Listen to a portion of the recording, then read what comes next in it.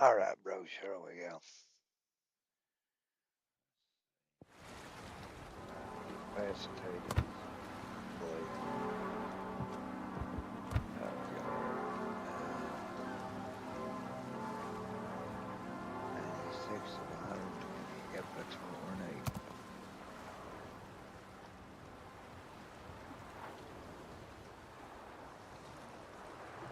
We got that this morning. It's Rhode Island. You're 10 1 2. That's pure luck on that. We'll play with a battle.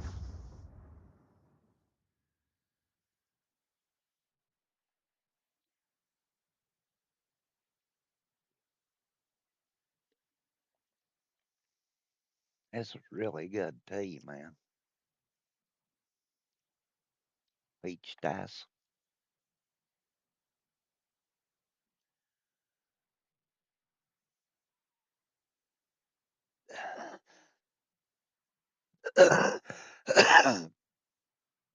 I like it. I think it's nice.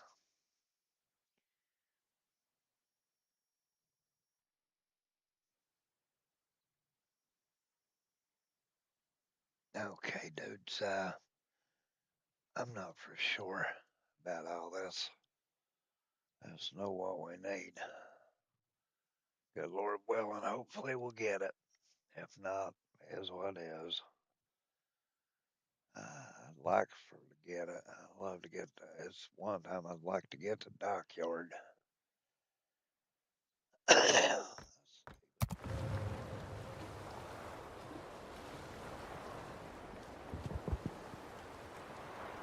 What are we on the dockyard at?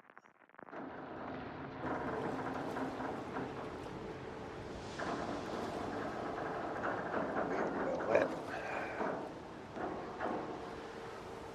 Bad boy here. That'll be our. Be the NORAD.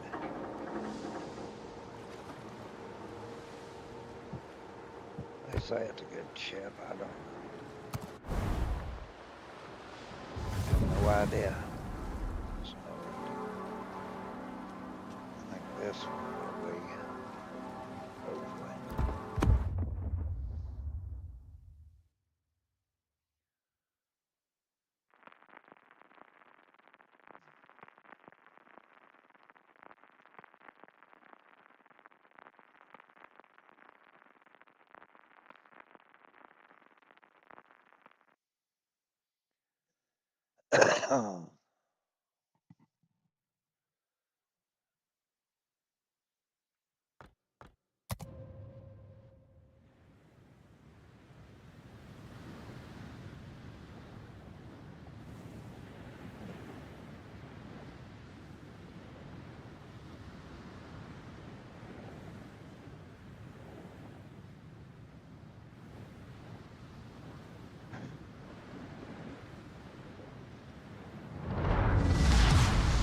Action stations.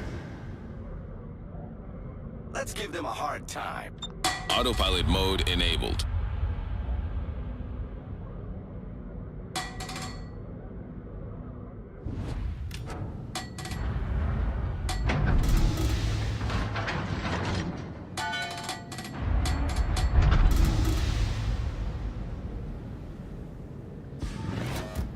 Awaiting instructions. Yep.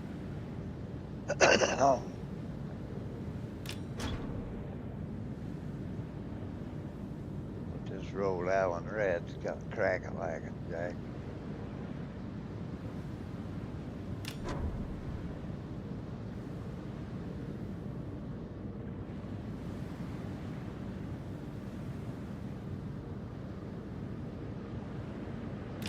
That's the first 10 deer premium I've got.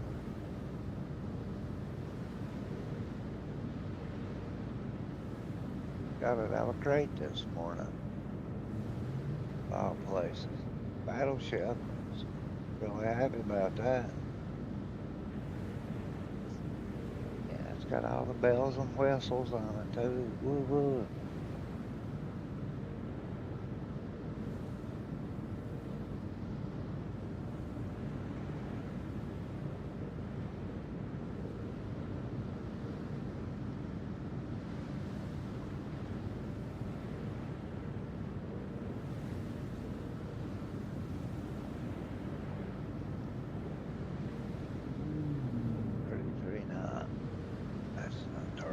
Enemy force sighted on the horizon.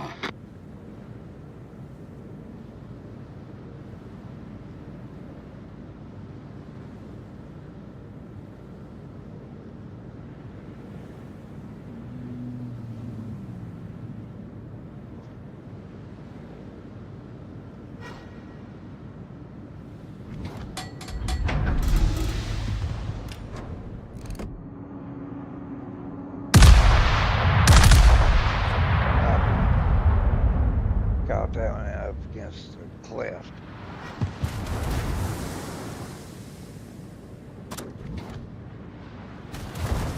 The ship is on fire!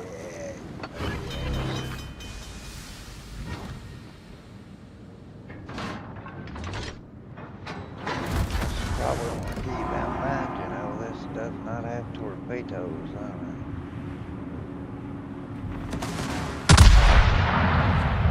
Sure doesn't. Problem solved, sir. Confirmed penetration.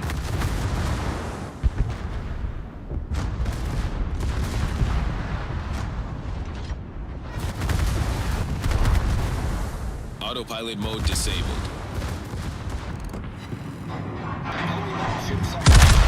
Direct front. Ship is on fire. Torpedoes to port. Bullseye. Hull breach. We're taking on water quickly. Damn joking, bro.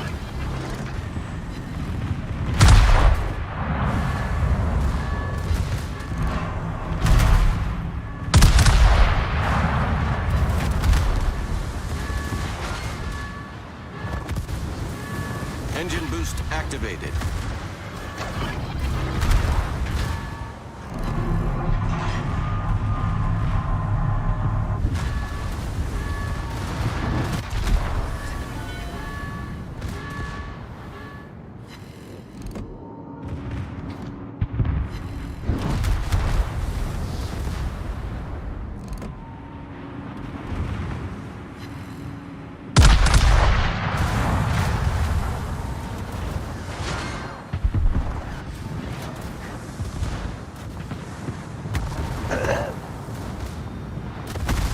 The ship is on fire.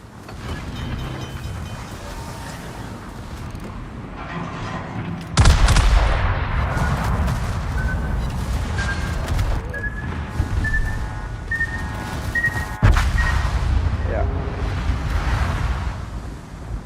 Yeah, we're planning some operations to get that sucker back right, I guess. But, incapacitated till we got three.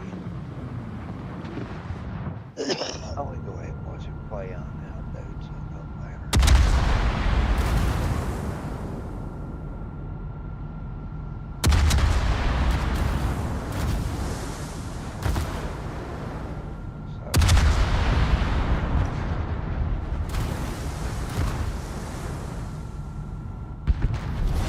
Our team has taken the lead.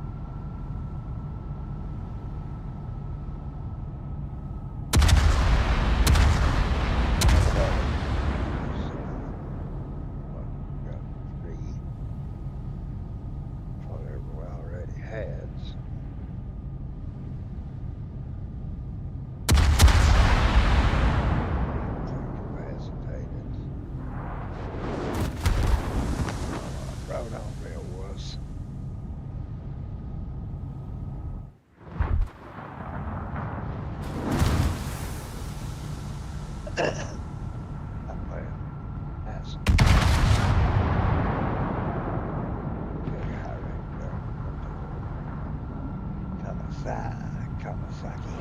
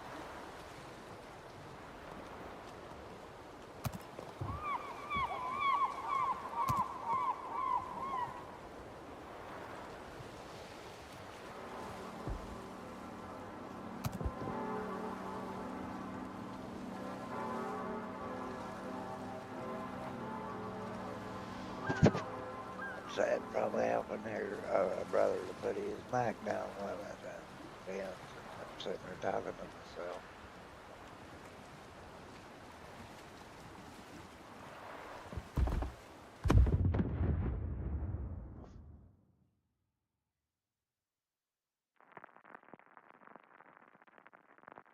thought I'd do better now with that Rhode Island, but got all the crap on it either.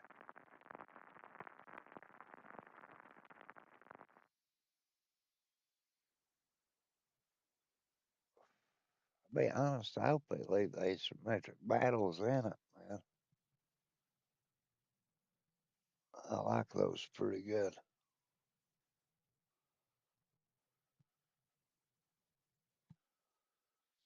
You know.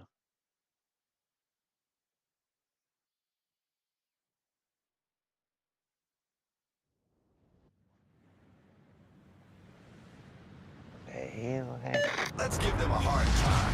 Whoa. Battle starts. Autopilot mode enabled.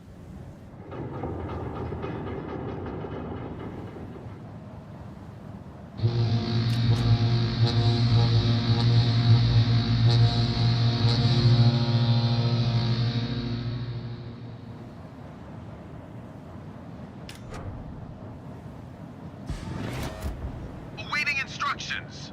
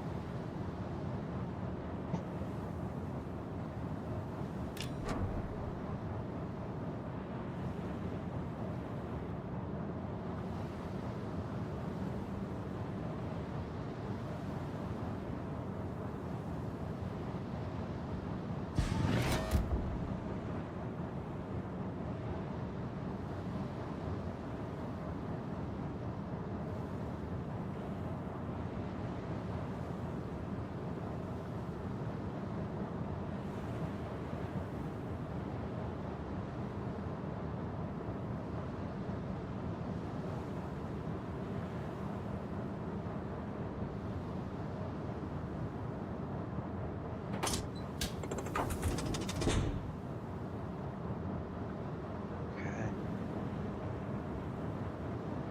Got to get the map with me now.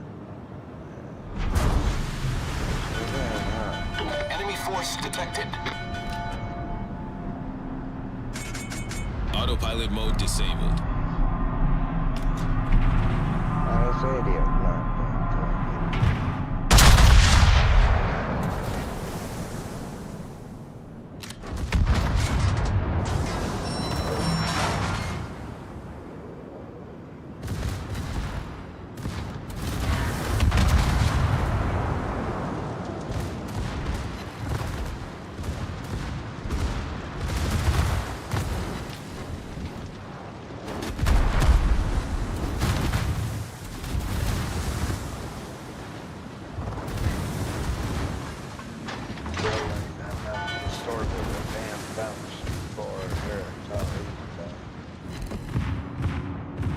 Enemy cruiser sighted.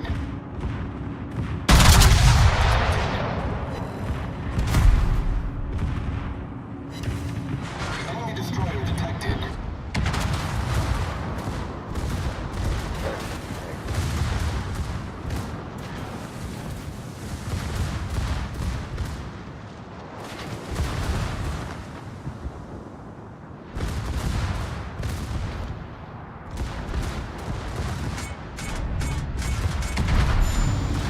Torpedoes to starboard.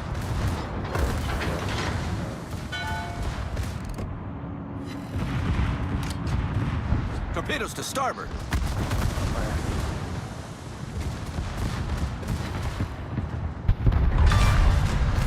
Enemy destroyer foundered.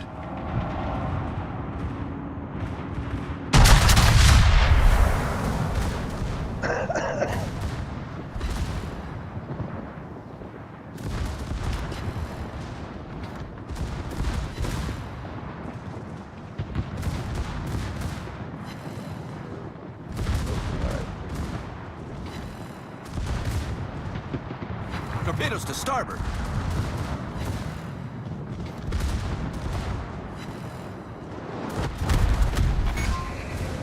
Main turret critically damaged.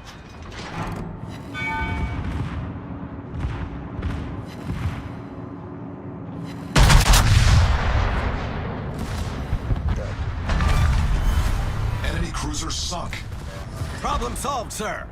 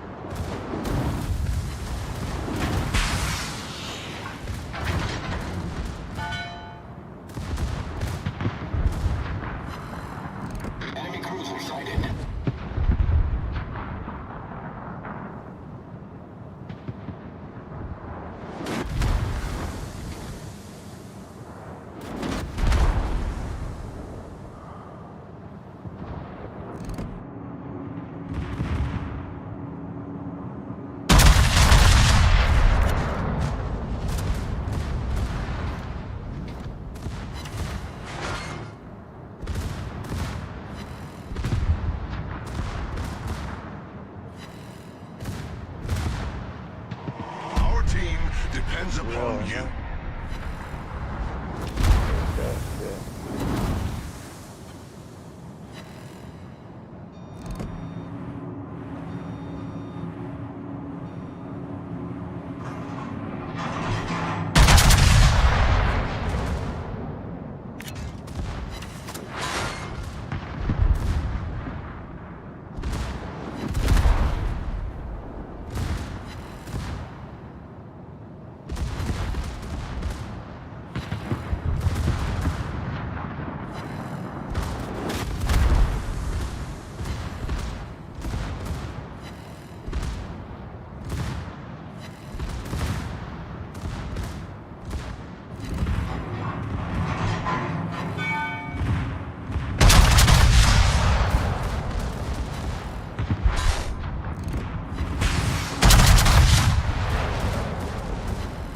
Confirmed penetration.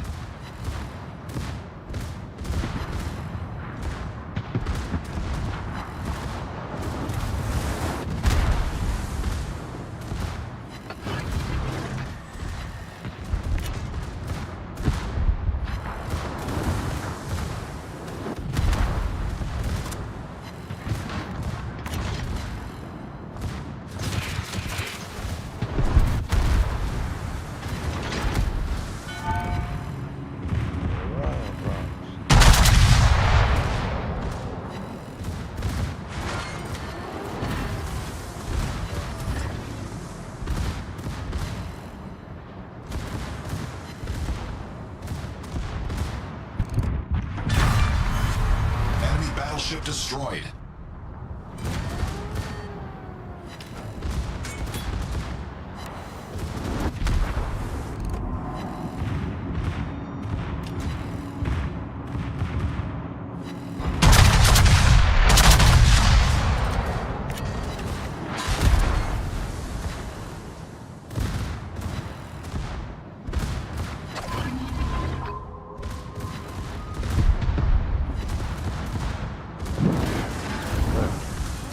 Scared the hell out of myself.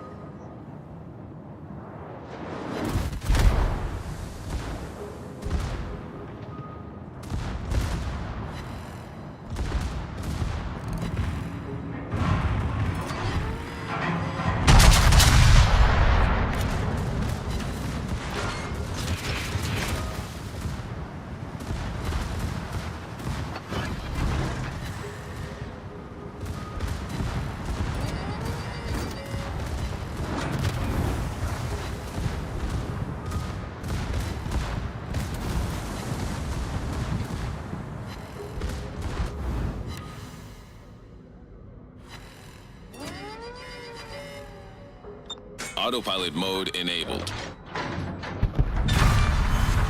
Enemy battleship destroyed.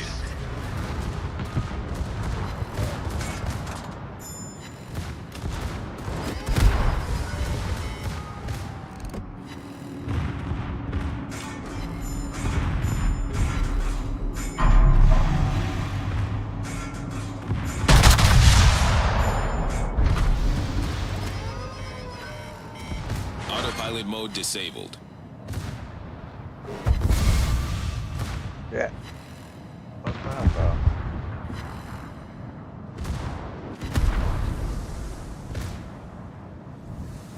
Really wasn't my fault, man. At least I don't think it was.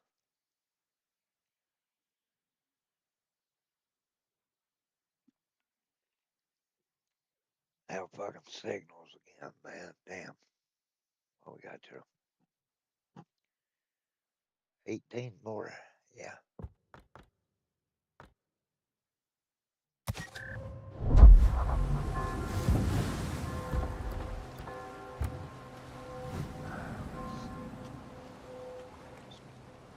Remember Foxtrot.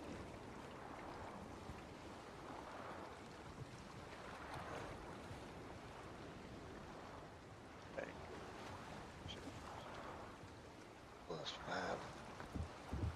That's a what? A November Foxtrot. November Foxtrot.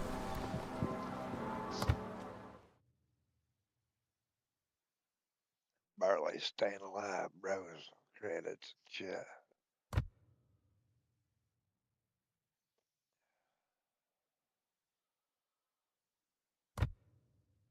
November Foxtrot.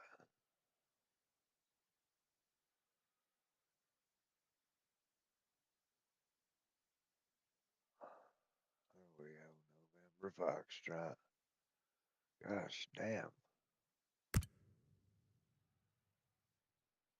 Almost 2 million for suckers, man.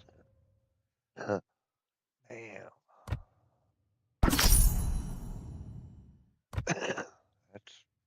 that's pretty damn bad.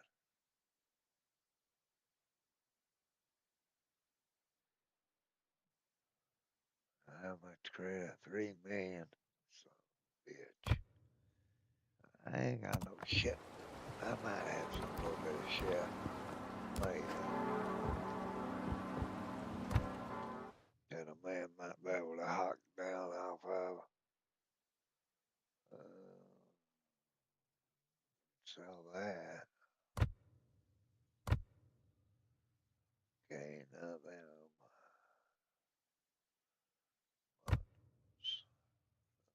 Be sold. Okay, let's see. Gray zero signals, 14 flags. That's about what I found.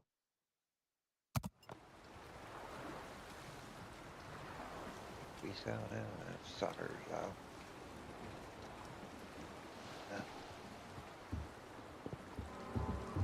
That's what it is. Just want to make some points.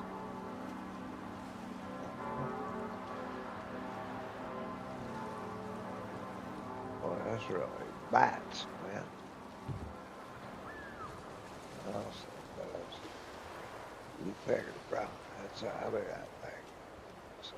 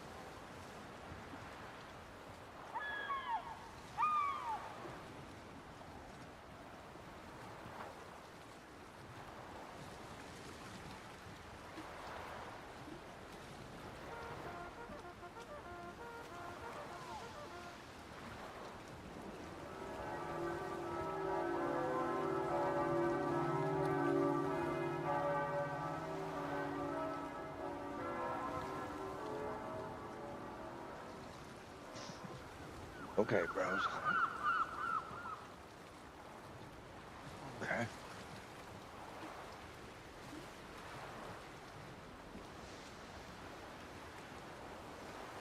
I'll give you a bite, Otis, damn it.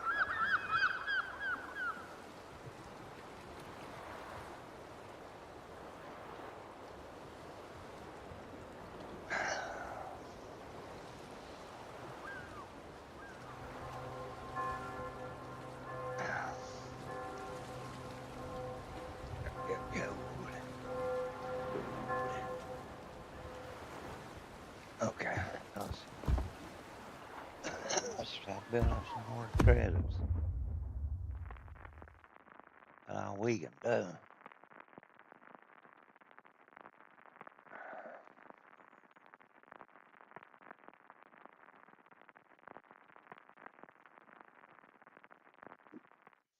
Damn tea's great, man.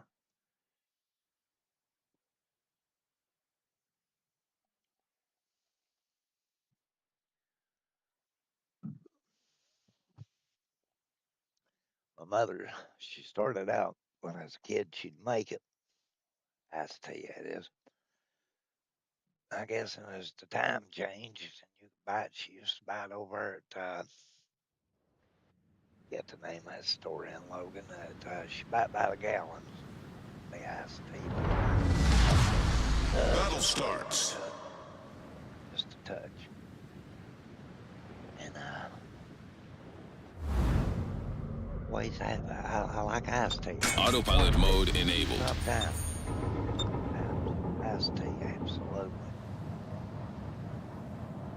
I mean, absolutely on the iced tea because it's so damn good. I mean, Awaiting instructions. ways to do that, we kind of maybe eat healthier than the kids nowadays does because we all like pop one a day. One a day. You got two. Well, you get one in the morning there, like with your breakfast. I always drunk coffee myself. Even that young, I still did. Drunk coffee since I was 10, 11 years old. But anyway, I give us a pop in the mornings. We could have one with dinner, always dinner. And other than that, we had us thirsty to drink tea, Kool-Aid. I always make sure to keep us something to drink and snack on. It's just how healthy is it for you? Enemy force sighted on the horizon. In all honesty, you got to take that shit into account. How healthy is it, really? I guess tea has surprised me. Enemy cruiser detected. Enemy battleship sighted. Enemy cruiser detected. Enemy battleship detected. Autopilot mode disabled.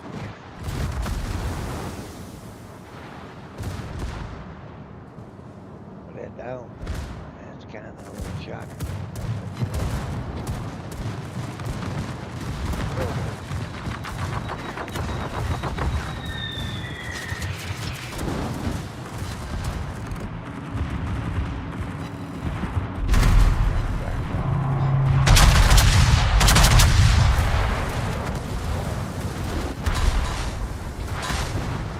Ship is on fire!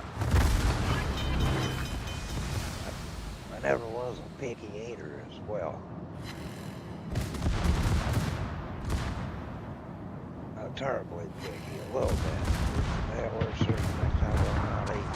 Problem solved, sir! Potato soup being one of them. So,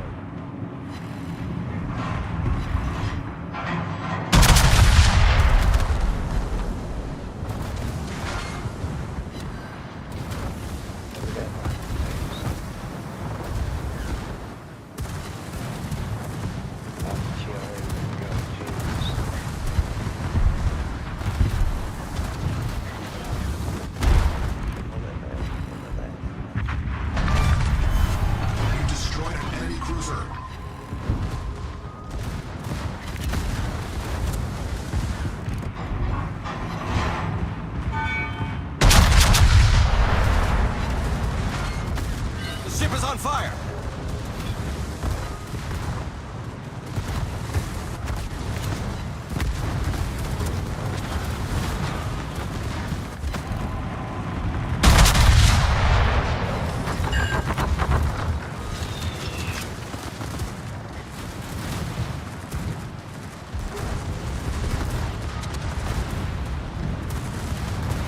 Gravy, baby, yeah.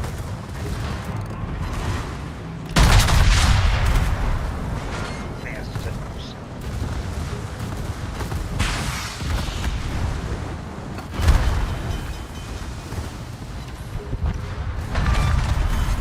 Enemy cruiser destroyed.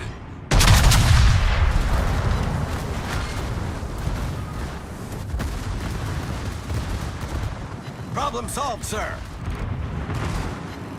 Ship is on fire. Enemy battleship destroyed. What you doing there, bro? Trying to rutabago in off a kill hurry. Our team is taking the lead.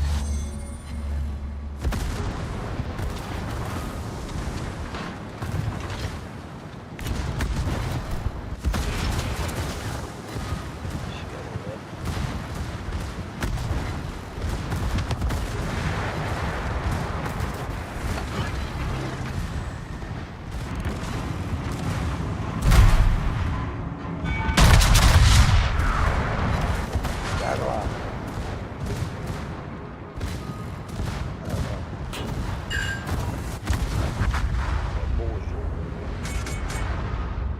That's a hard ass lag.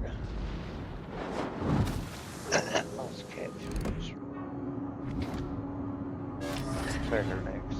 Little fuckface over here while we're at it.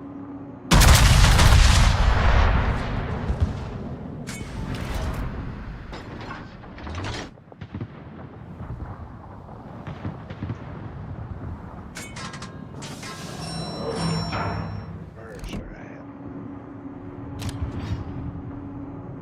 Let's get her. So,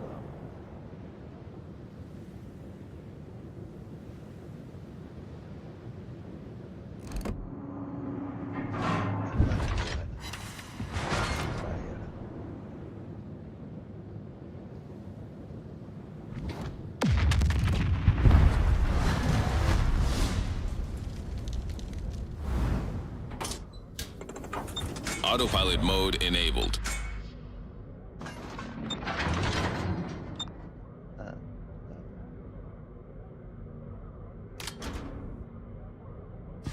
little bit closer.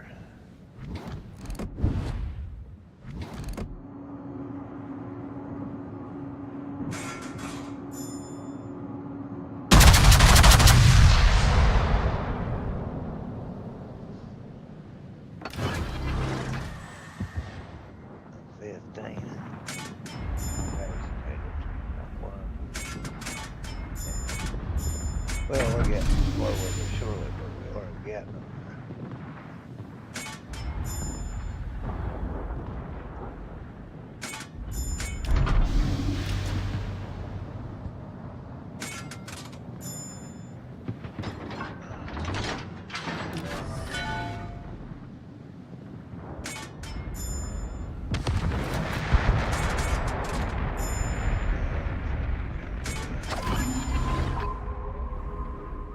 Got that one on there, we'll make it. Yeah, one bad.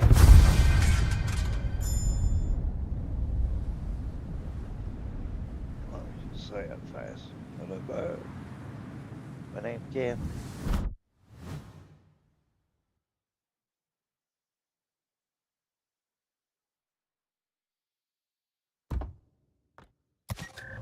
Oh.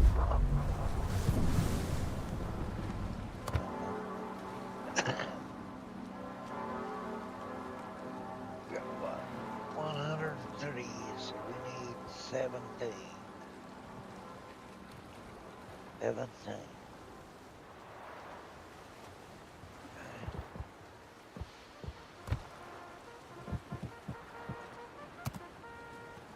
Well, we got all these, haven't we?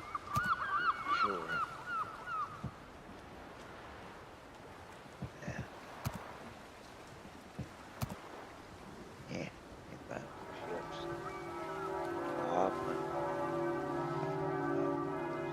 got that. I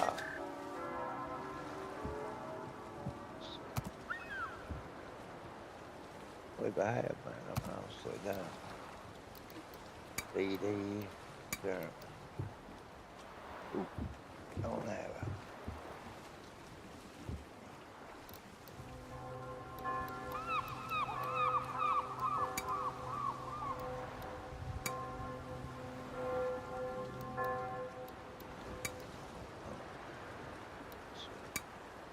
Japanese in her weather. Japanese. All right.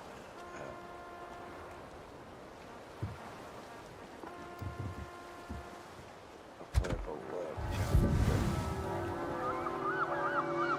This one to play with too. This one I got out of the dockyards. Believe that or not. Where I got it.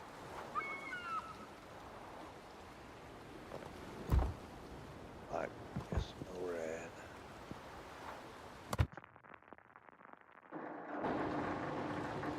It's a cruiser. But nonetheless, it's still yeah.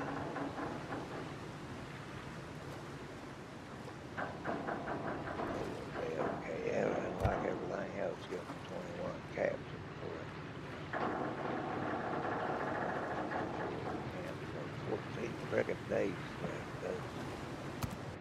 Now you see why I'm at it on it, don't you?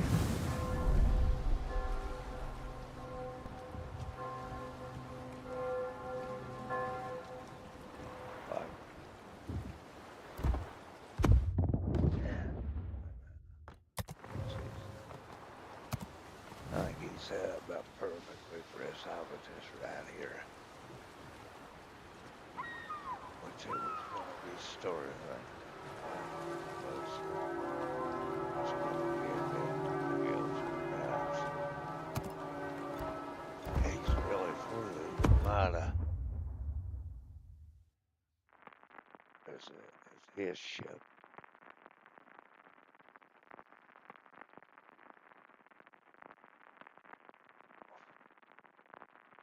Yeah, that's a good ship, man. I mean, as Dyson is, it's a nice one, but with torpedoes on it. It's a good ship.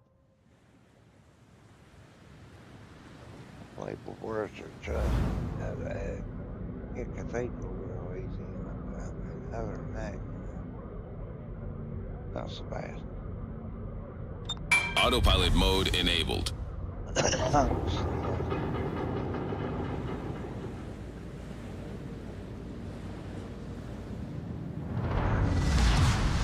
Battle starts. do this back and forth. That's fun. That way we get the fence.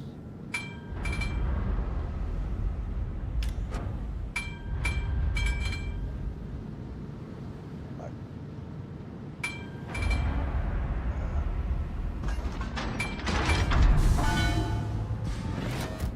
Awaiting instructions.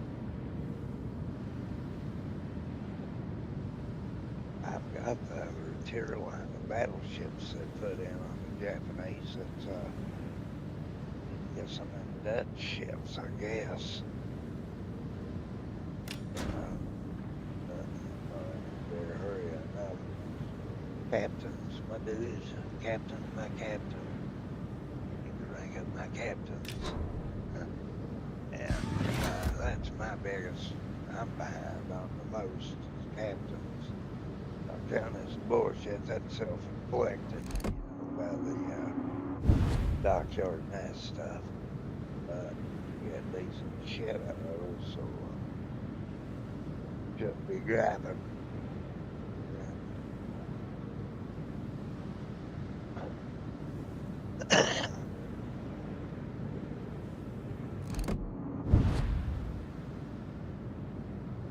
It would be fine.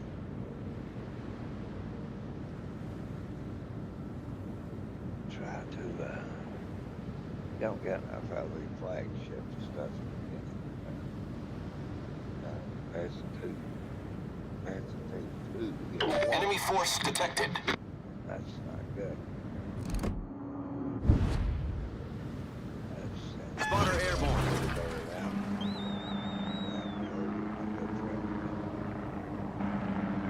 Oh.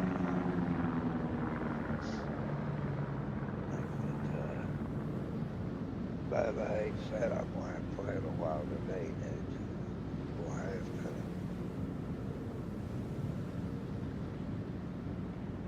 No need to start hollering. Oh, well, I'd like to play some zombies. Cause, oh, man.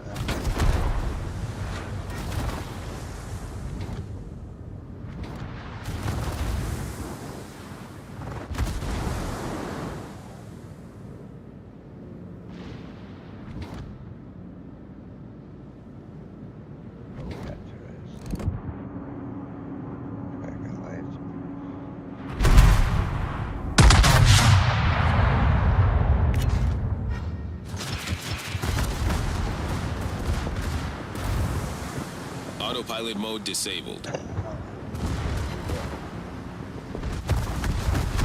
Spotter destroyed.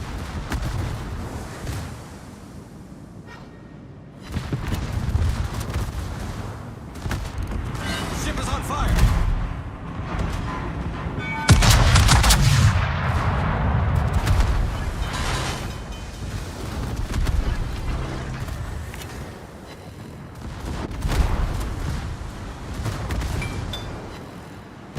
Problem solved, sir.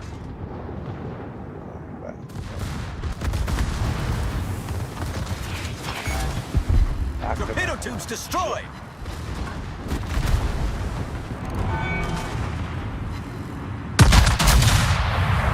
Torpedoes to port. Bullseye. The ship is on fire. Torpedoes to port. Hull breach. We're taking on water quickly.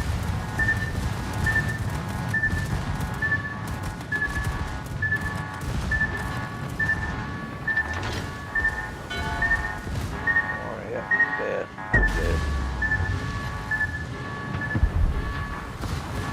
I sort of was, though.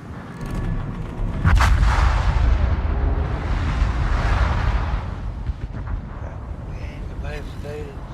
One. That shit. One test shit.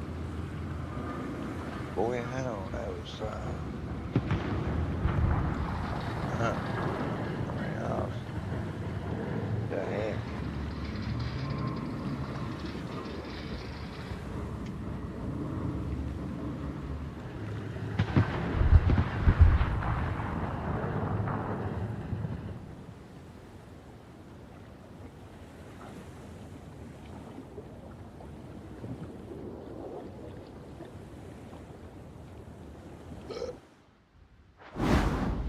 They stretched out.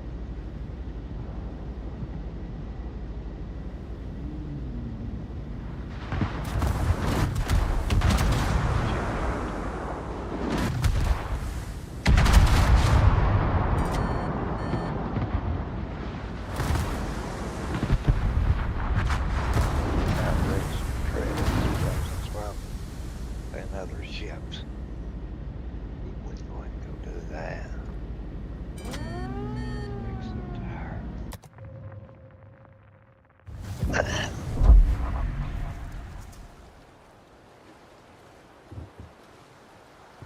This the bubble butt back here. He's good for this ship as well. As you can see. Cal got that one there. This time I'm not gonna reset it from that. Just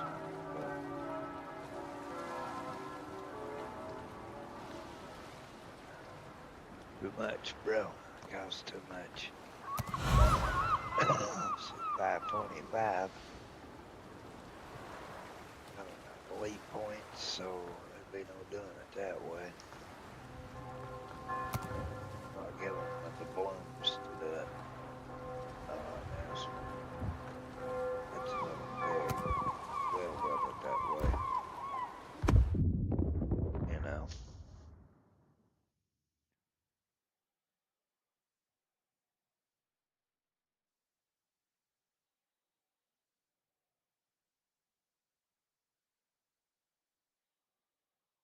he'll go through her doing 100 notice, does her pack of shit. Sitting there watching him is why I said what I said, dude. He's an asshole, that dog is. Know about him.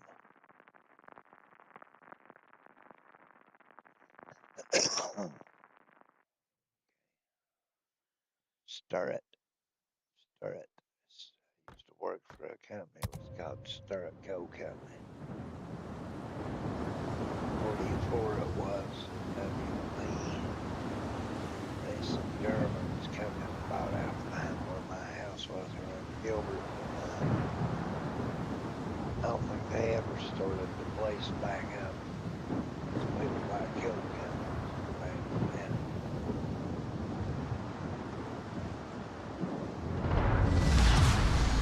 Action stations.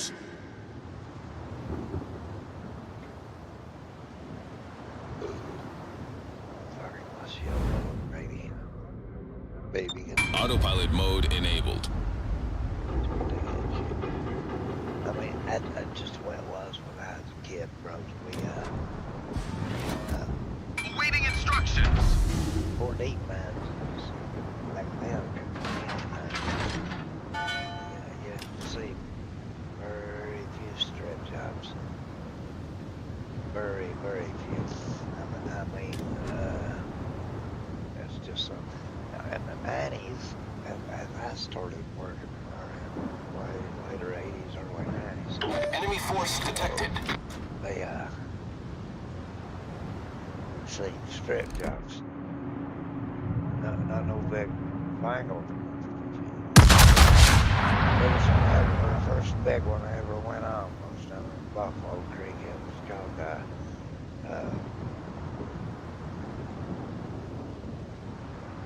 was the name of it. Buffalo. Wallow. Wallow was the name of it. The strip. If you got so damn foggy back there, you couldn't see your hand in your face like that right there. It really was a job. Enemy battlefield detected. Quick, horrible. But,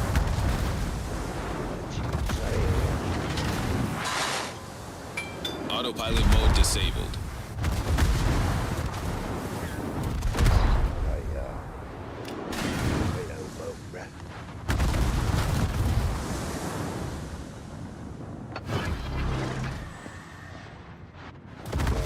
The ship is on fire.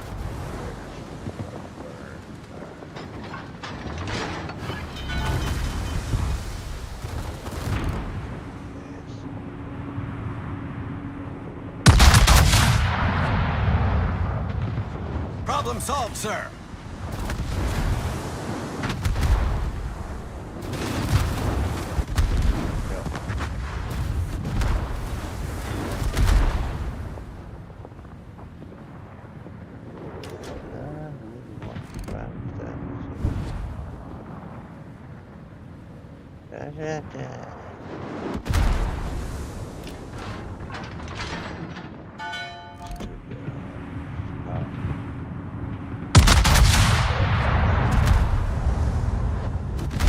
Confirmed penetration.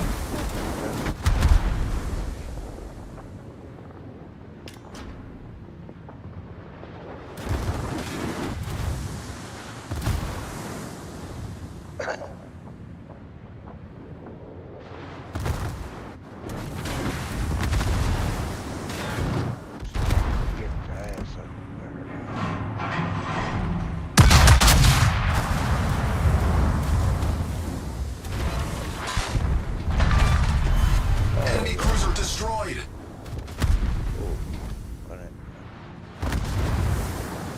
Just going along our battle.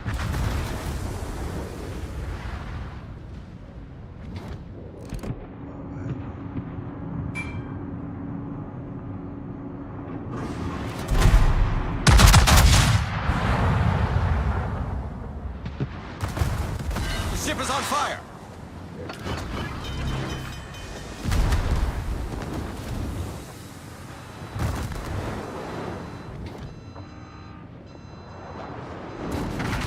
Problem solved, sir. Let's see.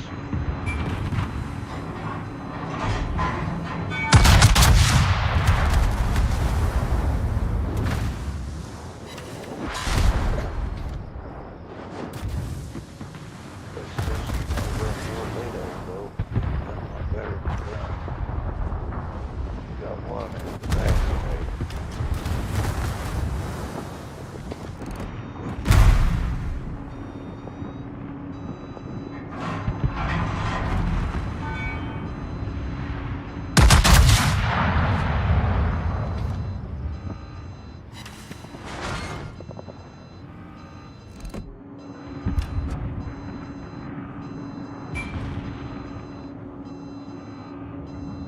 Turn his cell phone.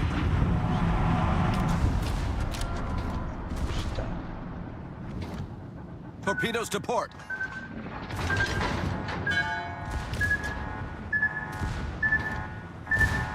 Torpedoes to port.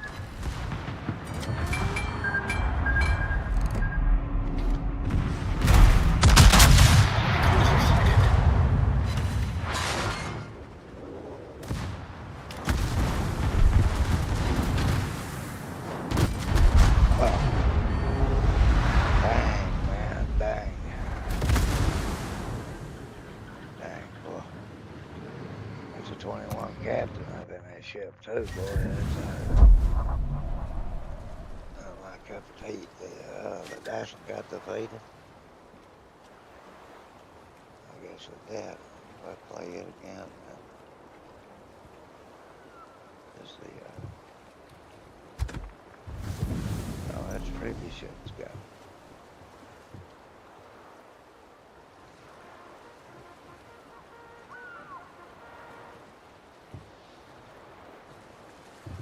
To the bottom, it did.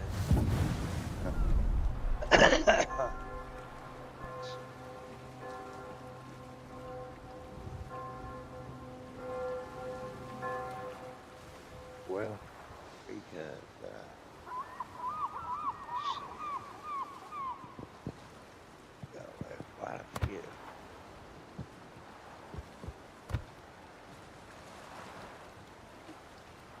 We got 104, about 16.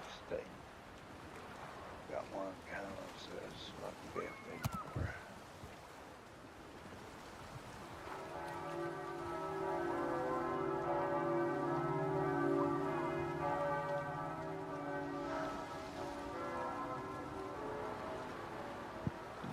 Ugh.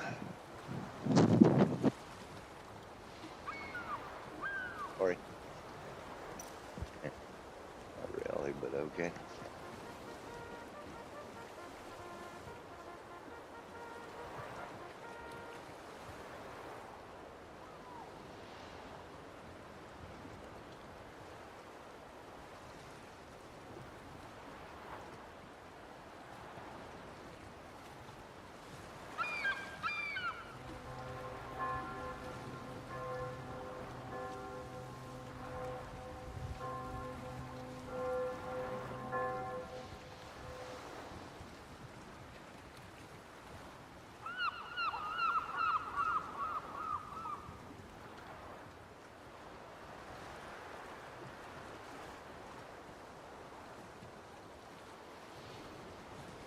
All right, Rosanna. So, okay. Now, let's see.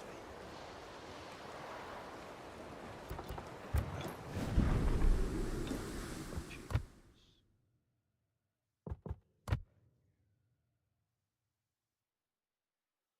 Collection. There we go.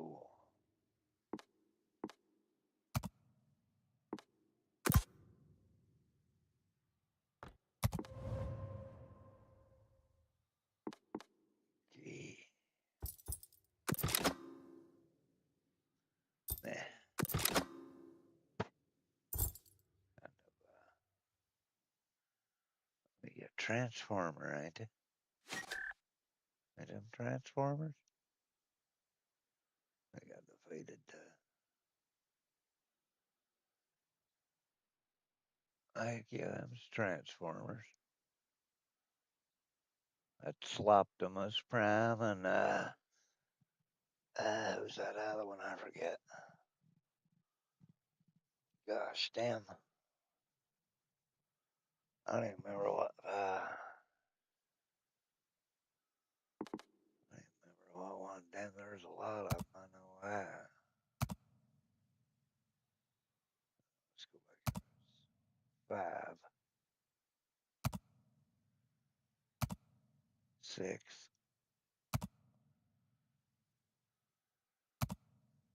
7,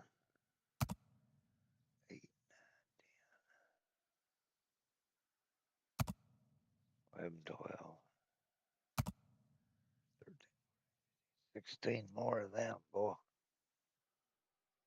That's some shit.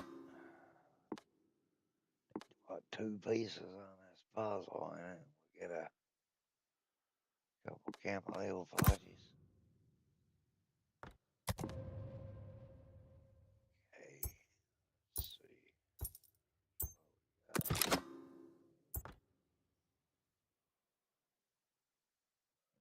Cape. Yeah, it's French one, I think. Yeah, France. It's a French commander too. It is. It's already at 10 too, ain't it?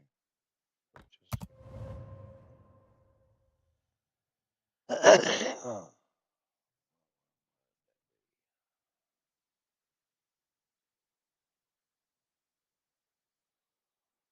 shit, man.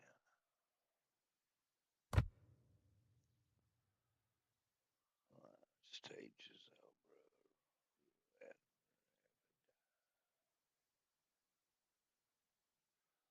Battle in the Simone container. Turn on Simone. I mean, you gotta get that sucker.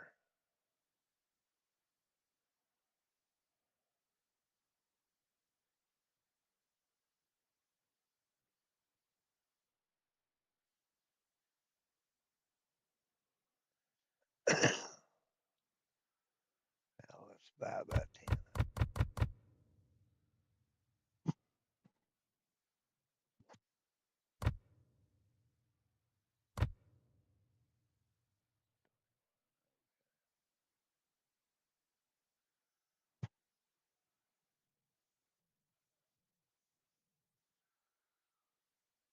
Yeah, I don't know if I want them or not.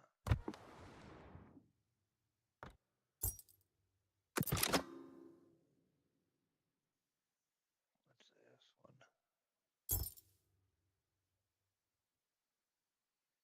Okay, this one. Got this.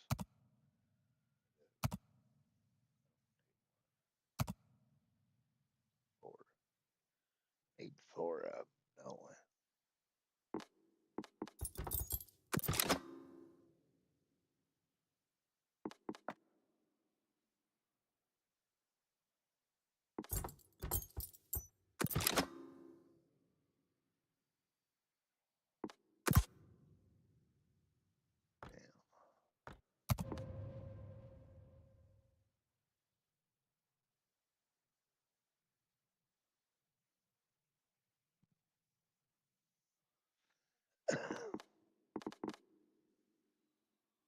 Another fucking French one. Yes. Duke of York.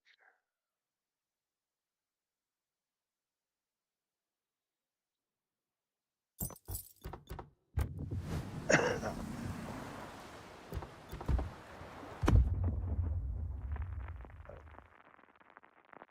don't remember what ship I had.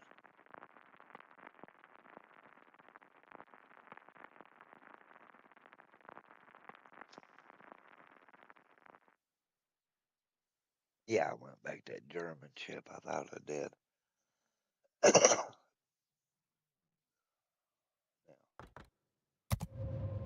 There we go. I hate these maps. Autopilot mode enabled. Now let's do this. No, no. Yes.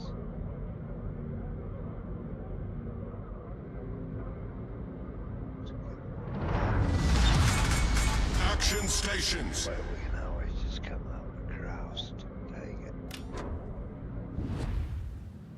Good luck, everyone. Much obliged.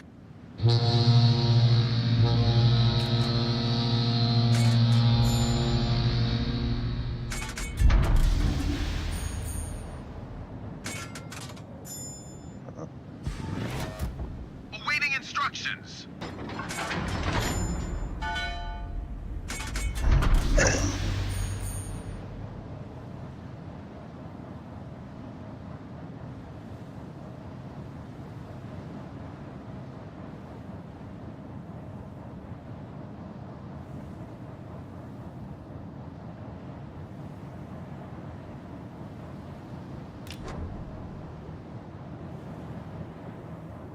Like, just moving now. That's my Trump.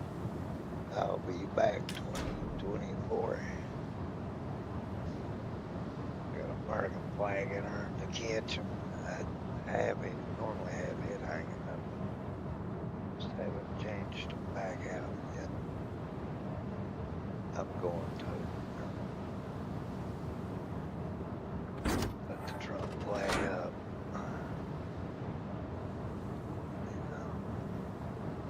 It's quite sunny summer.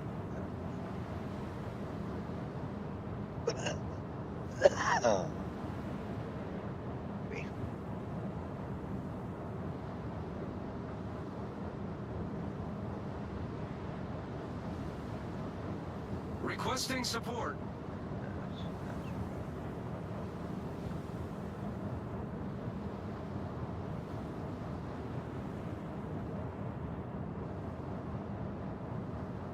Enemy force sighted on the horizon.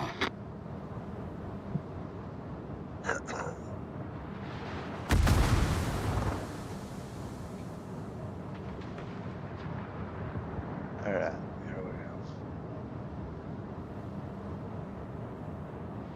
All right.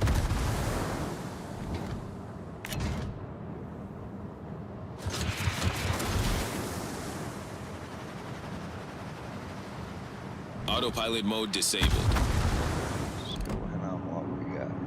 Enemy cruisers.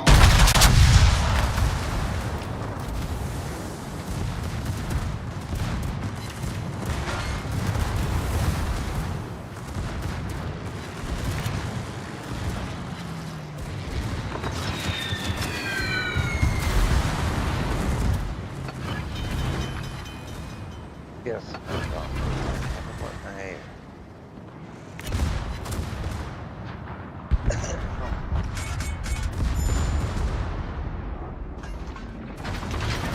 Problem solved, sir.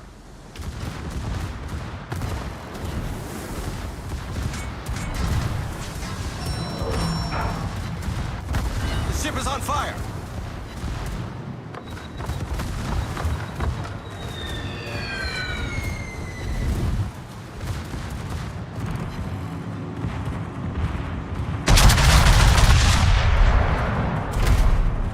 Enemy battleship detected.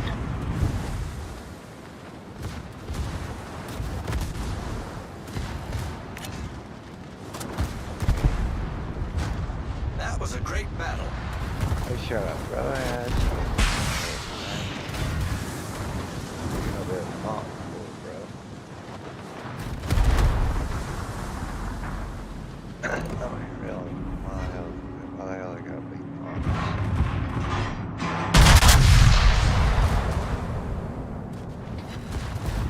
Torpedoes, dead ahead.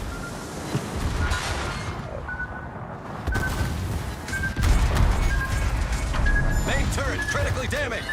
The ship is on fire.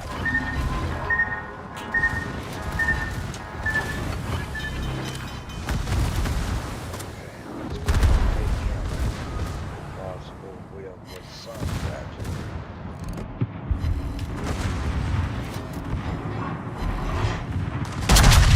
Problem solved, sir.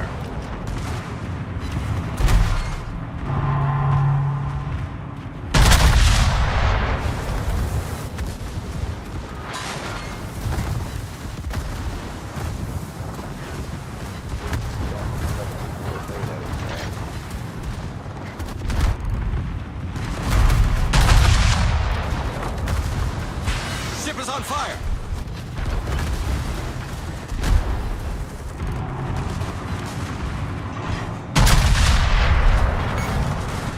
Torpedo tips destroyed!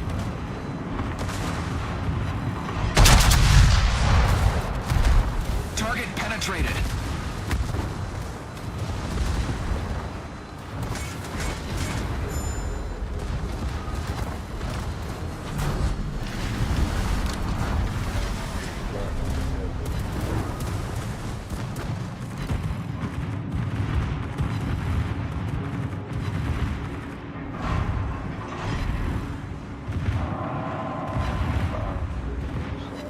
Enemy cruiser sighted.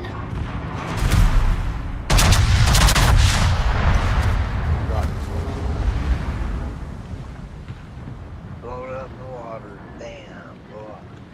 Damn. That's something.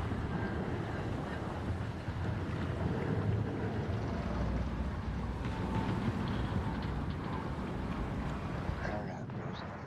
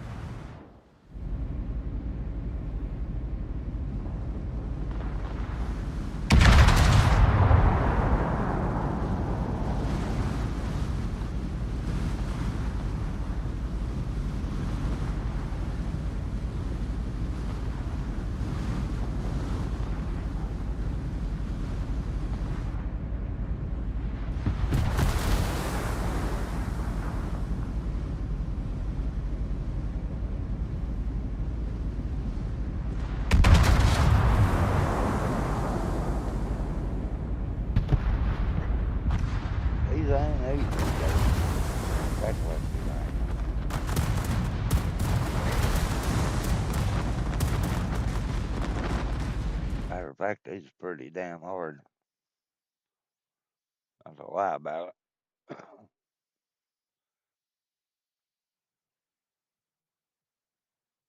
Lord.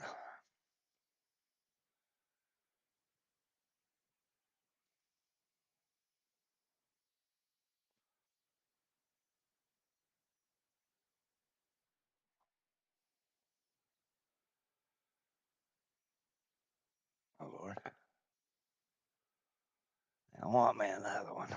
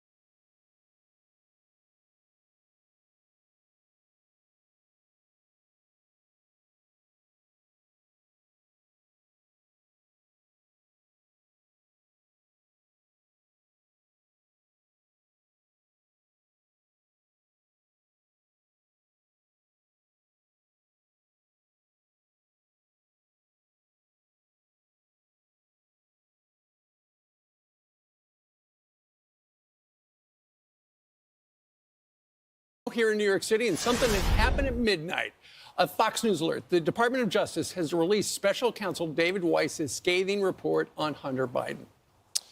In it, Weiss defends his probe that found that the president's son made millions of dollars off his last name and political connections, then failed to pay his fair share of taxes. Peter Doocy joins us live from the White House with the latest. Hey, Peter.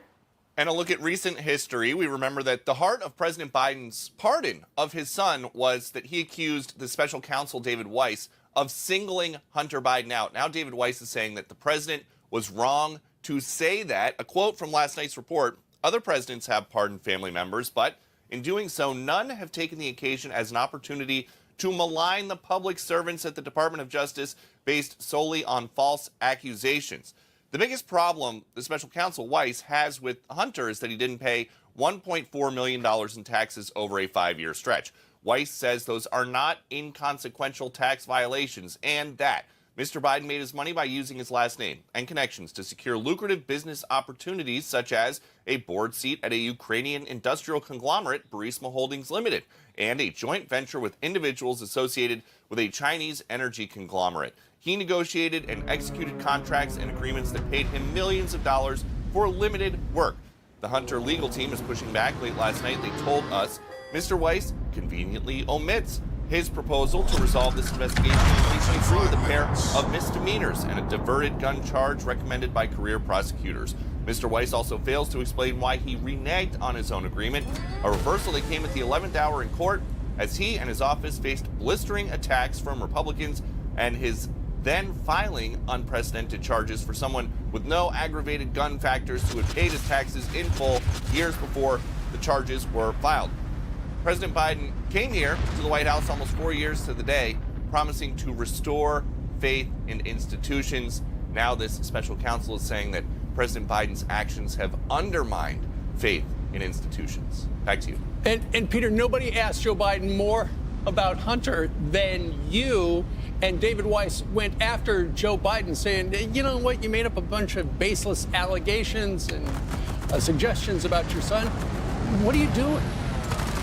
Yes, and the answer was always that Joe Biden didn't know anything about his son's overseas business dealings, but he's about to be retired, so it's possible they could have a new venture together. Right. Point. Father and son, Biden and Biden. All right. Thank you, Peter. Thank you, Peter. Ducey and Ducey. I'm Steve Ducey. I'm Brian Kilmeade. And I'm Ainsley Earhart. And click here to subscribe to the Fox News YouTube page to catch our hottest interviews and most compelling analysis. Want the effects of Viagra, but faster? Meet Rose Sparks. They contain sildenafil and tadalafil, but Sparks dissolve under the tongue. Dissolvables work faster than old school pills. See if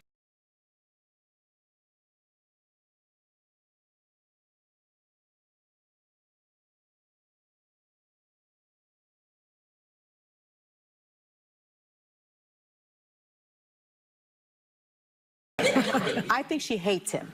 Yeah, well, yeah. Okay, so we can all That's a agree on given. that. That's a given. I also think that she wants to take him out.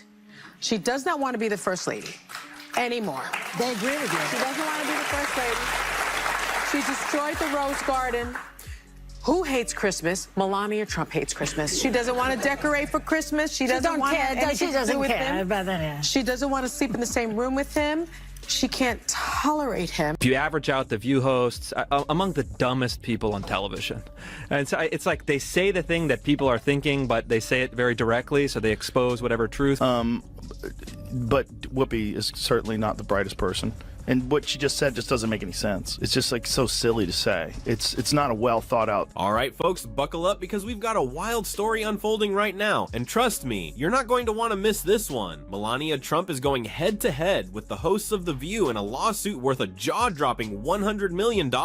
Yes, you heard that right, $100 million.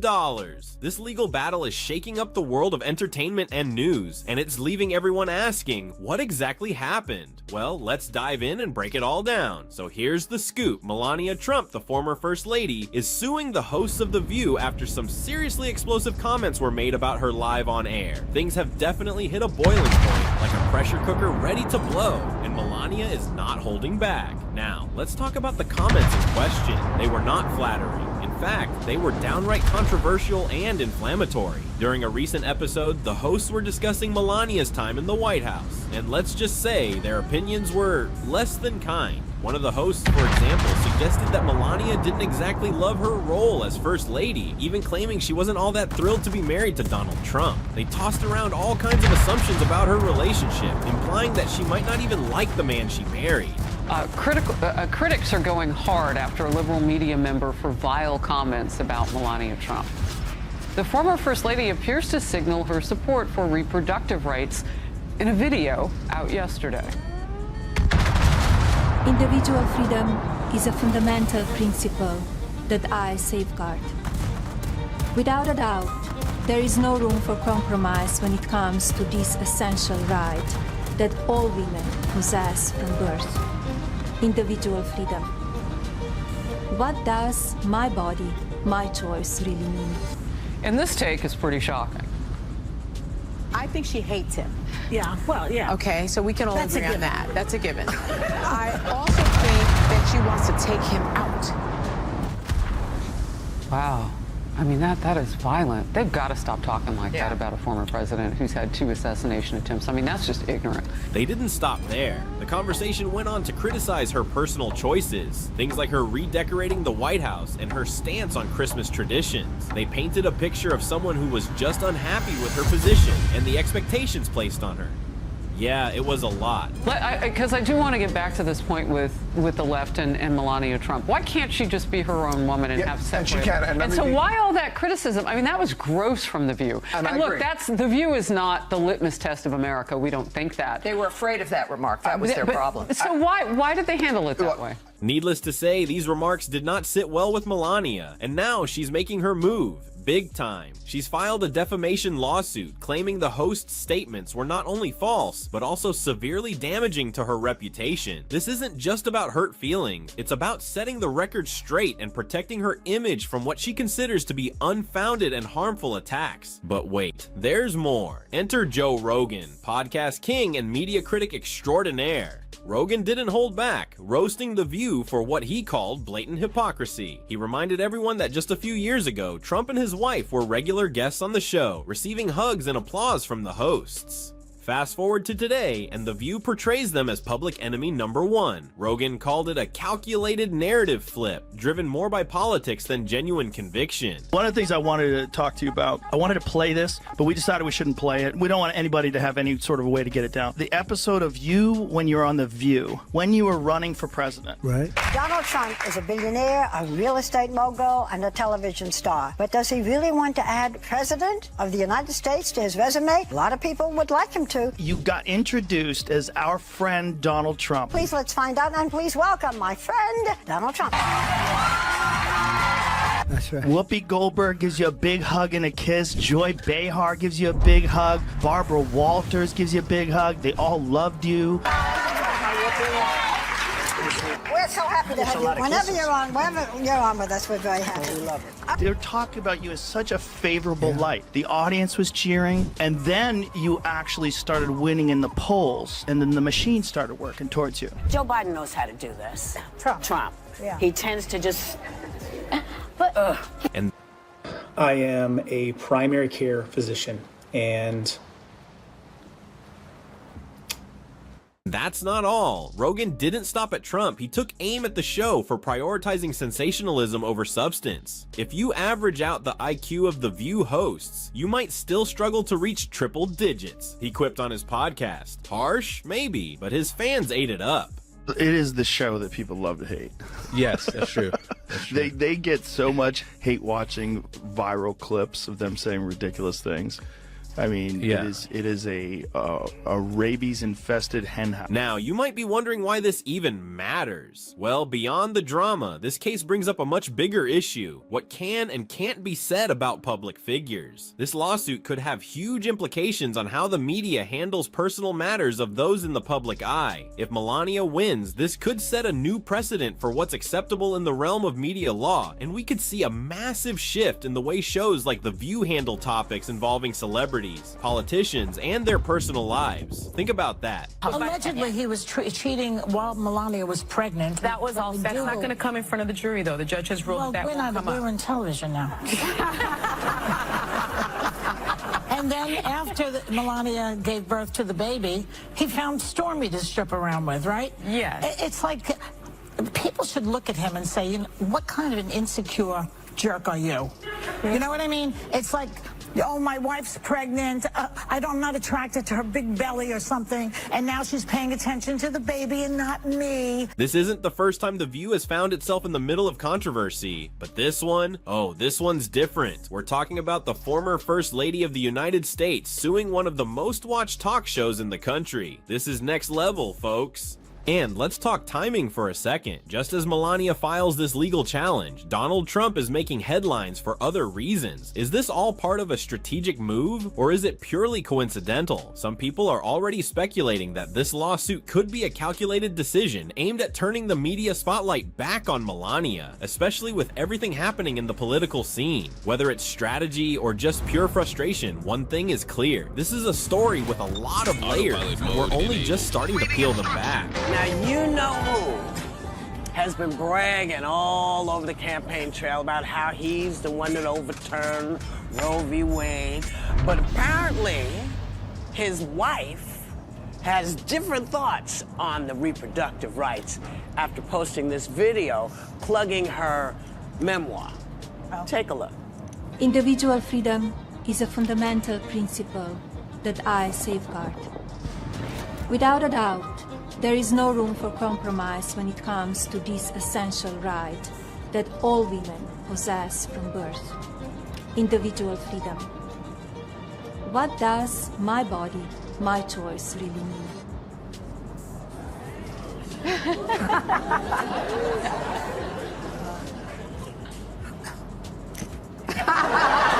But let's get back to those comments. During the show, one host went as far as to say that Melania hates her husband and doesn't even want to live in the same house anymore. Seriously, that moment, it left a lot of people listening in disbelief, wondering, did they really just say that? It's one of those jaw-dropping moments that you almost have to rewind to make sure you heard it correctly. What's been especially surprising in all of this is how quickly Melania has moved to take legal action. Typically, high-profile people just let things slide, or they issue a brief statement through their public relations team. But Melania, she's going all in. She's not just fighting to clear her name, she's fighting for accountability. By taking this to court, she's drawing a firm line in the sand about what's acceptable and what crosses the line. This isn't about a quick fix. This is about protecting her personal and public reputation for the long haul. And with $100 million on the table, it's clear she means business. This isn't just a public relations stunt. This is a legal battle with real stakes. She's making it clear that the impact of those comments goes far beyond a simple disagreement.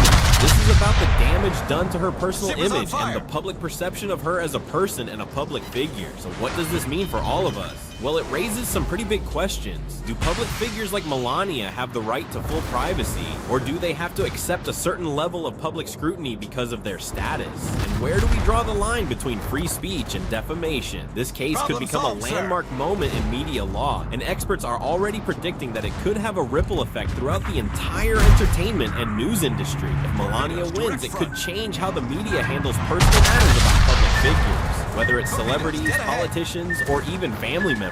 But of course, there's also plenty of criticism. Some critics argue that Melania is just exploiting the situation for publicity. Others believe she's genuinely trying to protect her reputation and show that there's a limit to how far the media can go. The truth probably lies somewhere in between, but at the end of the day, this lawsuit is about the intersection of fame, personal privacy, and media responsibility. It's a reminder that even public figures deserve some protection against false and damaging statements. As this case unfolds, all eyes are on Melania and on The View to see how the courts will respond to her claims. This isn't just about the money, it's about setting a new standard for how the media can talk about public figures. If Melania's lawsuit is successful, it could spark a change in how entertainment shows approach controversial topics. The story is just getting started, and we'll be following every twist and turn. So, what do you think? Is Melania right to sue? Or could this set a tricky precedent for free speech in the media? Drop your thoughts below. We really want to know what you think, and don't forget to hit that subscribe button so you can stay up to date with all the latest developments. This is one of those stories everyone will be talking about, and we'll be right here, keeping you informed every step of the way. Until next time, stay engaged, stay informed, and we'll see you right here with more updates on Melania, The View, and everything else this jaw-dropping saga brings. Thanks for watching. Take care, everyone. At my lowest, I was barely eating and over-exercising while still gaining weight. That's when I turned to Hers. The online health quiz made it easy to find out that semaglutide was right for me, and I got approved for the medication by a provider in less than 24 hours.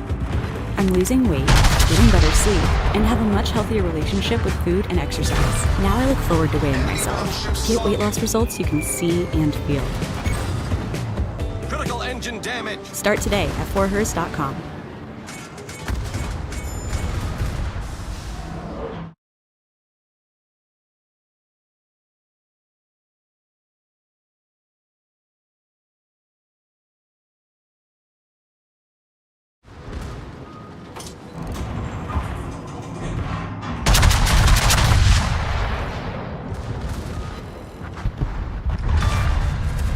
Enemy destroyer foundered.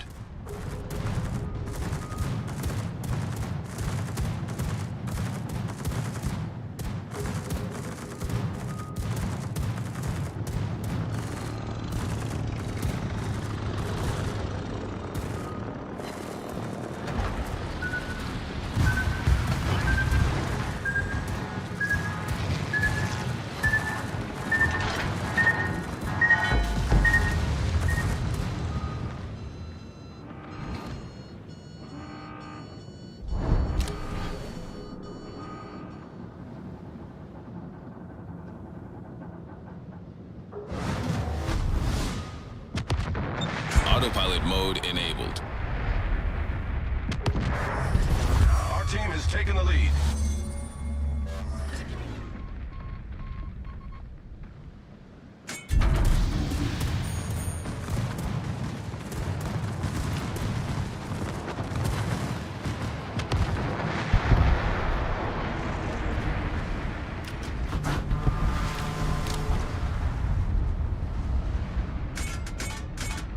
Autopilot mode disabled.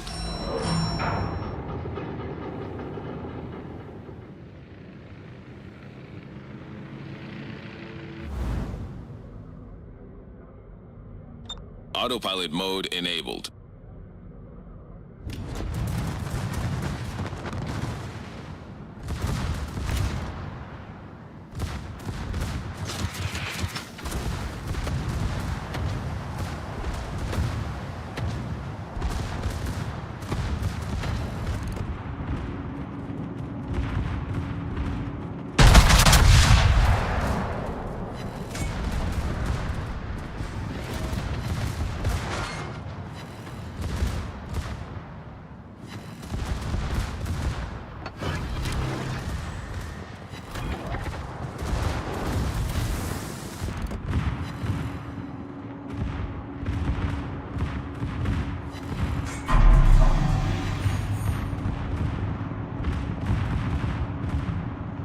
Enemy battleship sighted.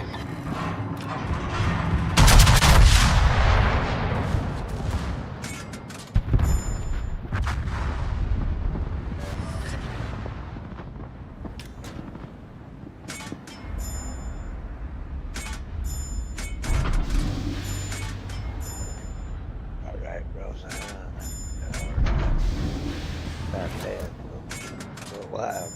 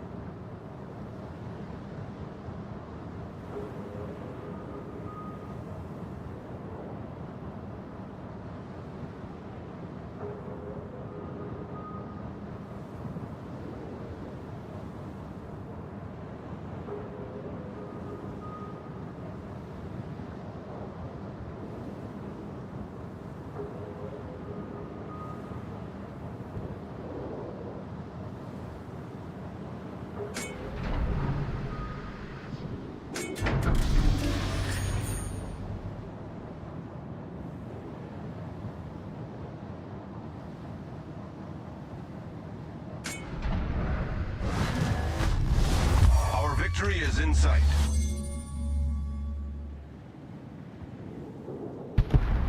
Destination reached. Autopilot mode disabled.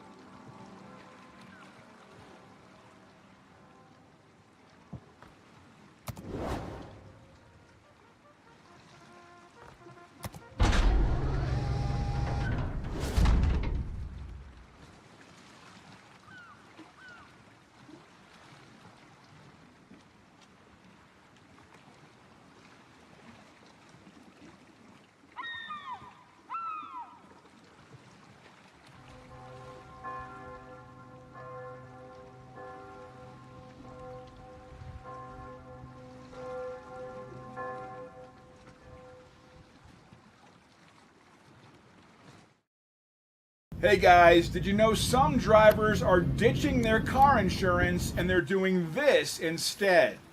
Now the reason why you may be overpaying for car insurance is because a big chunk of your monthly... Your time and do not wish to ask questions.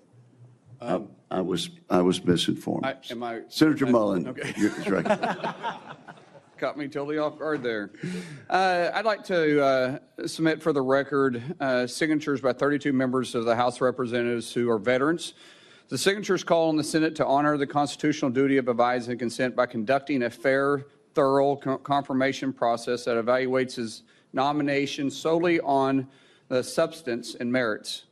His distinguished military service, academic credentials, and a bold vision for revitalizing the national defense. I ask unanimous consent to enter into the record. Without objection. You know, there's a lot of talk going about talking about qualifications and then about us hiring him if we are the board. But there's a lot of senators here I wouldn't have on my board because there is no qualifications except your age, and you got to be living in the state and you're a citizen of the United States to be a senator. Other than the fact we got to convince a lot of people to vote for us. And then when we start talking about qualifications for if you're qualified for it, could the chairman tell me what the qualifications are for the Secretary of Defense? Mr. Chairman, could you tell me what the qualifications are for the Secretary of Defense?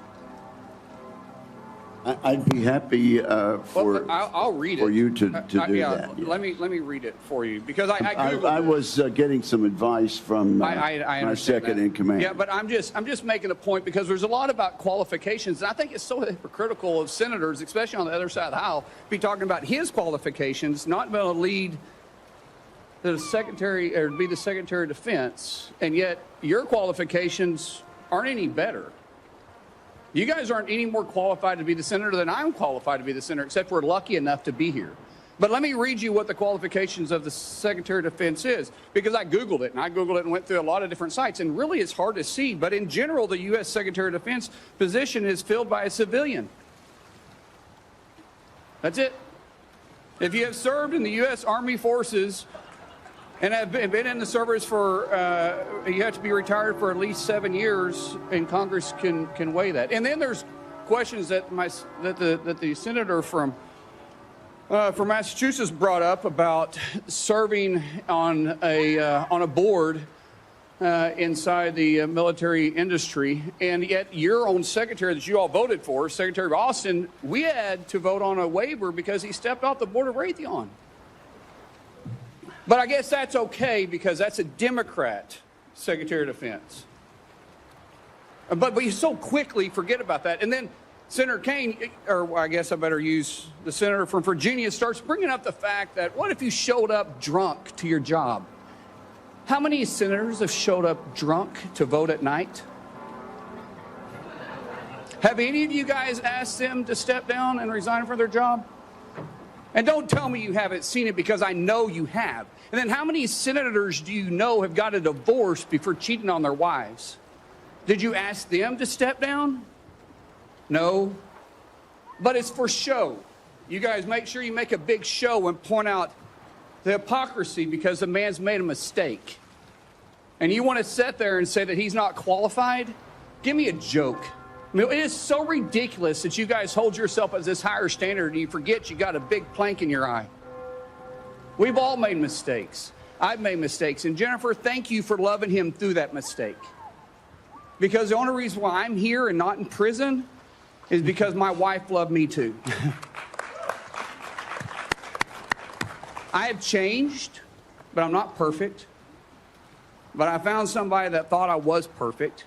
And for whatever reason, you love Pete, and I don't know why. But just like our Lord and Savior forgave me, my wife's had to forgive me more than once too, and I'm sure you've had to forgive him too. And so thank you. So before I go down this rabbit hole again, tell me something about your wife that you love. She's the smartest, most capable, loving, humble, honest person I've ever met. In addition to being incredibly beautiful. Don't forget about your kids. I'm supposed to talk about my kids? No, well, she's also the mother. Oh, an amazing mother. Yes. Of our blended family of 7 kids. Brother, I'm pulling you love along. her. I'm trying to help you here. You know, do you believe that you're going to be running the Secretary or the Department of Defense by yourself? Senator, absolutely not. Just as President Trump is assembling his cabinet, I look forward and already am in the process of building one of the best possible teams you can imagine, with decades and decades of experience outside of the Pentagon, driving innovation and excellence, and also inside the building, knowing how to make it happen. So, in your organizations that you did have the privilege of running, did you have a board that you... In both organizations, we had a board, yes. Okay, and what did you do with that board? What kind of decisions did you make with them? Those boards provided oversight and insight into decision-making. They all have special, unique sets that maybe filled gaps that you're not the expertise in? Yes, sir.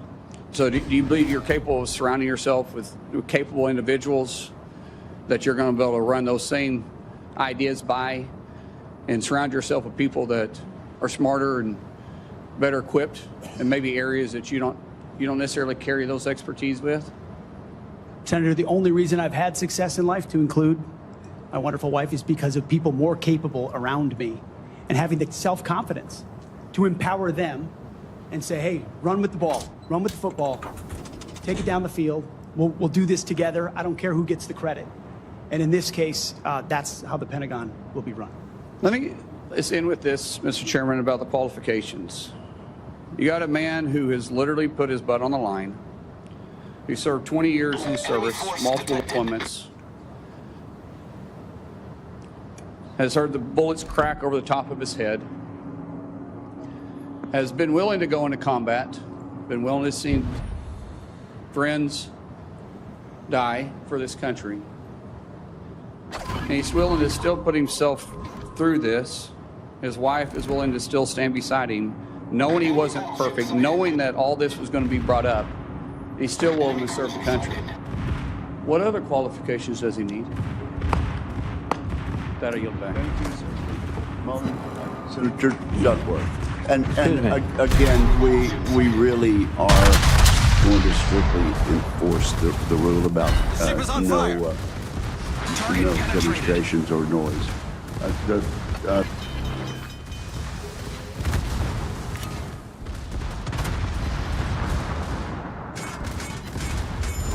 Thanks, Mr. Chairman.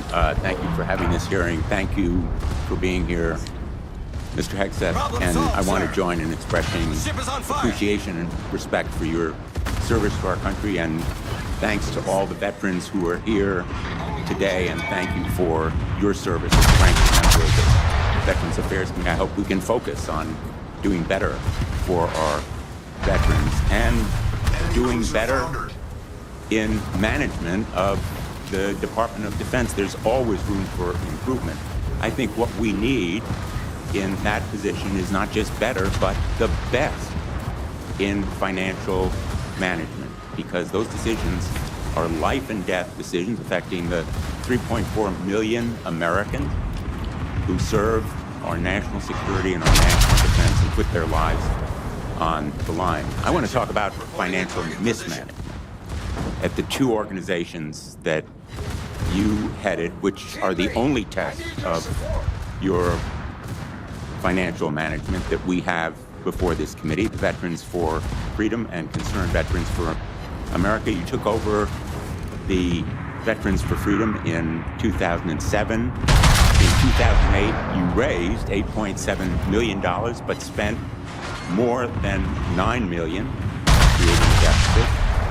By January 2009, you told donors that the organization had less than $1,000 in the bank and debts of $434,000. By 2010, revenue at the Veterans for Freedom had dropped to about $265,000. In the next year, it had dropped further to $22,000. You don't dispute these numbers, do you? Senator, I'm extremely proud of the work me and my fellow vets did at Vets for Freedom. A bunch of young vets with no political experience, solved, a small group, working hard every single day. We raised donor funds. And I took, and we have letters submitted for the record from almost everyone that worked with me every single day, including our chief operating officer, who will attest that every dollar we raised was used intentionally toward the execution of our mission, which is supporting the warfighters, exactly why we're here today, the warfighters in the Iraq surge. There was a campaign in 2008, Senator. It was Barack Obama versus John McCain. Ask you another we believe question, John McCain would be the right person to win, and so we spent the tax more. returns from that organization. I'm glad they're for the record. I'm going to ask to be entered into the record, Mr. Chairman. Without objection. These tax returns are yours. They have your signature. And I'm going to ask that members of the committee review them because they're the only documents. I've asked for others. I've asked for the FBI report that would presumably document, it should have documented, this kind of financial mismanagement. And these are the 990s from that organization. By the year of 2011, donors had become so dissatisfied with that mismanagement, they, in effect, ousted you. They merged that organization with Military Families United, and thereafter, you joined a second organization as executive director. In between, Senator, I went to Harvard University I want to ask for 2 years and questions. Afghanistan. I want to ask you questions about Concerned Veterans for America. Again, another set of tax returns, the 990s from that organization. I ask they be made part of the record, Mr. Chairman. Without objection, both of those returns are now part of the record. Ship is on fire. 2011 to 2016. At the end of 2013, shortfall of $130,000. At the end of 2014, shortfall of $428,000. You had a surplus the following year, but then another deficit of $437,000. By the time you left, that organization had deep debt, including credit card transaction debts of about $75,000. That isn't the kind of fiscal management we want at the Department of Defense. We can't tolerate at the Department of Defense. That's an organization with a budget of $850 billion, not 10 or 15 million, which was the case at those two organizations. And it has command responsibility for 3.4 million Americans. The highest number that you managed in those two organizations was maybe 50 people. Let me ask you, how many men and women now serve in the United States Army? What is Sen's strength?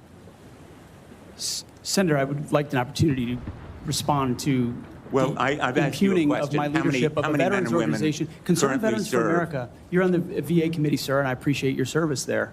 The VA Accountability Act and the Mission Act were all brainchilds of Concerned Veterans for America. We used our donor money very intentionally and focused to create policy that bettered the lives of veterans. Mr. Hegseth, I'm asking you a very simple question. How many men and women currently serve in the United States Army? Senator, the United States Army, 450,000 on active duty, sir. And how many in the Navy? And the Navy is 425, sir. Well, it's 337 this year. How many in the Marine Corps? 175,000, sir. 172,300.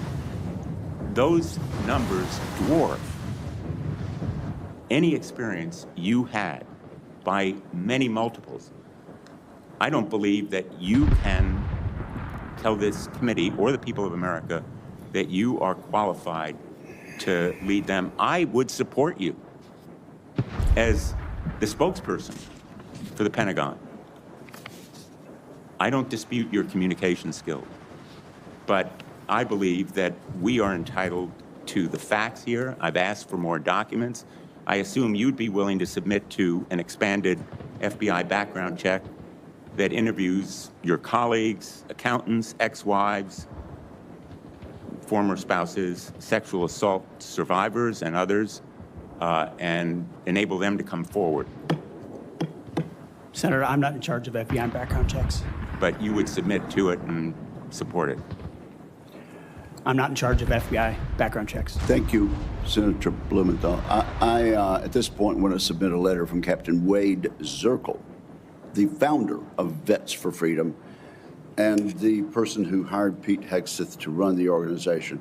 Although the 2008 financial crisis dried up fundraising for nonprofits, Captain Zirkle says, and I quote, Pete responded to this crisis with decisive action by reducing staff and renegotiating all debts with creditors until they were fairly resolved, an impressive feat and a testament to Pete's character.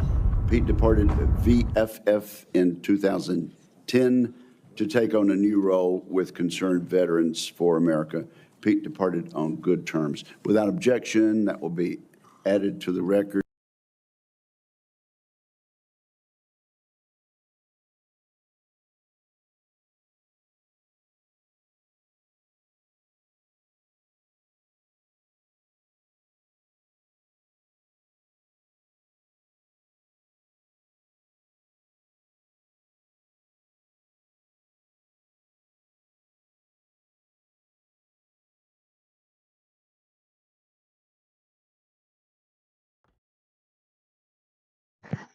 Let's see here, dudes, what we got.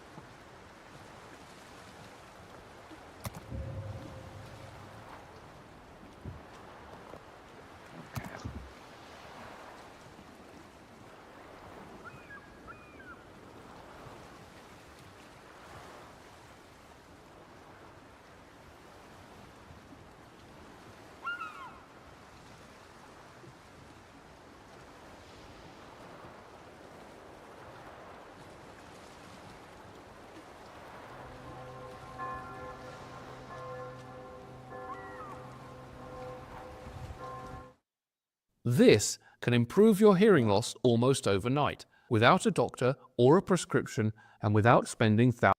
Hey y'all, and welcome to Politibrawl.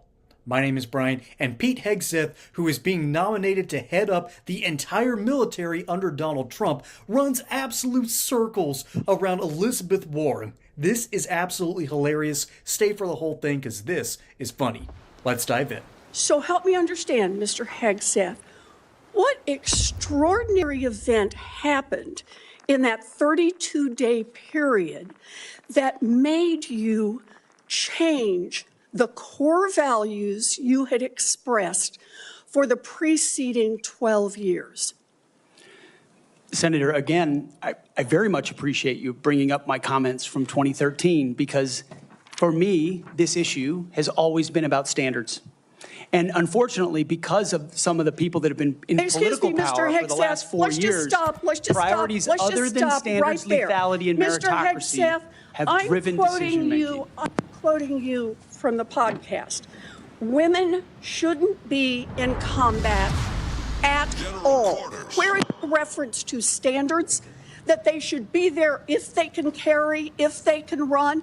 I don't see that at all, Mr. Hegseth. What I see is that there's a 32-day period in which you suddenly have another description about your views of women in the military. And I just want to know, what changed in the 32 days that the song you sang is not the song you come in here today to sing? Senator, the concerns I have and the concerns that many have had, especially in ground combat units, is that in pursuit of certain percentages or quotas, standards have been changed. And that makes the combat more difficult let me make a for everybody suggestion involved. about what happened in that 32 days. You got a nomination from President Trump. Now, I've heard of deathbed conversions, but this is the first time I've heard of a nomination conversion. And I hope you understand that many women serving in the military right now might think that if you can convert so rapidly your long-held and aggressively pursued views in just 32 days, that 32 days after you get confirmed, maybe you'll just reverse those views and go back to the old guy who said straight up, women do not belong in combat. Now, Mr. Hegstaff, you've written that after they retire, generals should be banned from working for the defense industry for 10 years. You and I agree on the corrosive effects of the revolving door between the Pentagon and defense contractors. It's something I would have liked to talk to you about if you'd come and been willing to visit with me. But the question I have for you on this is, will you put your money where your mouth is and agree that when you leave this job, you will not work for the defense industry for 10 years? Senator, it's not even a question I've thought about because it's not think about one it right that, now.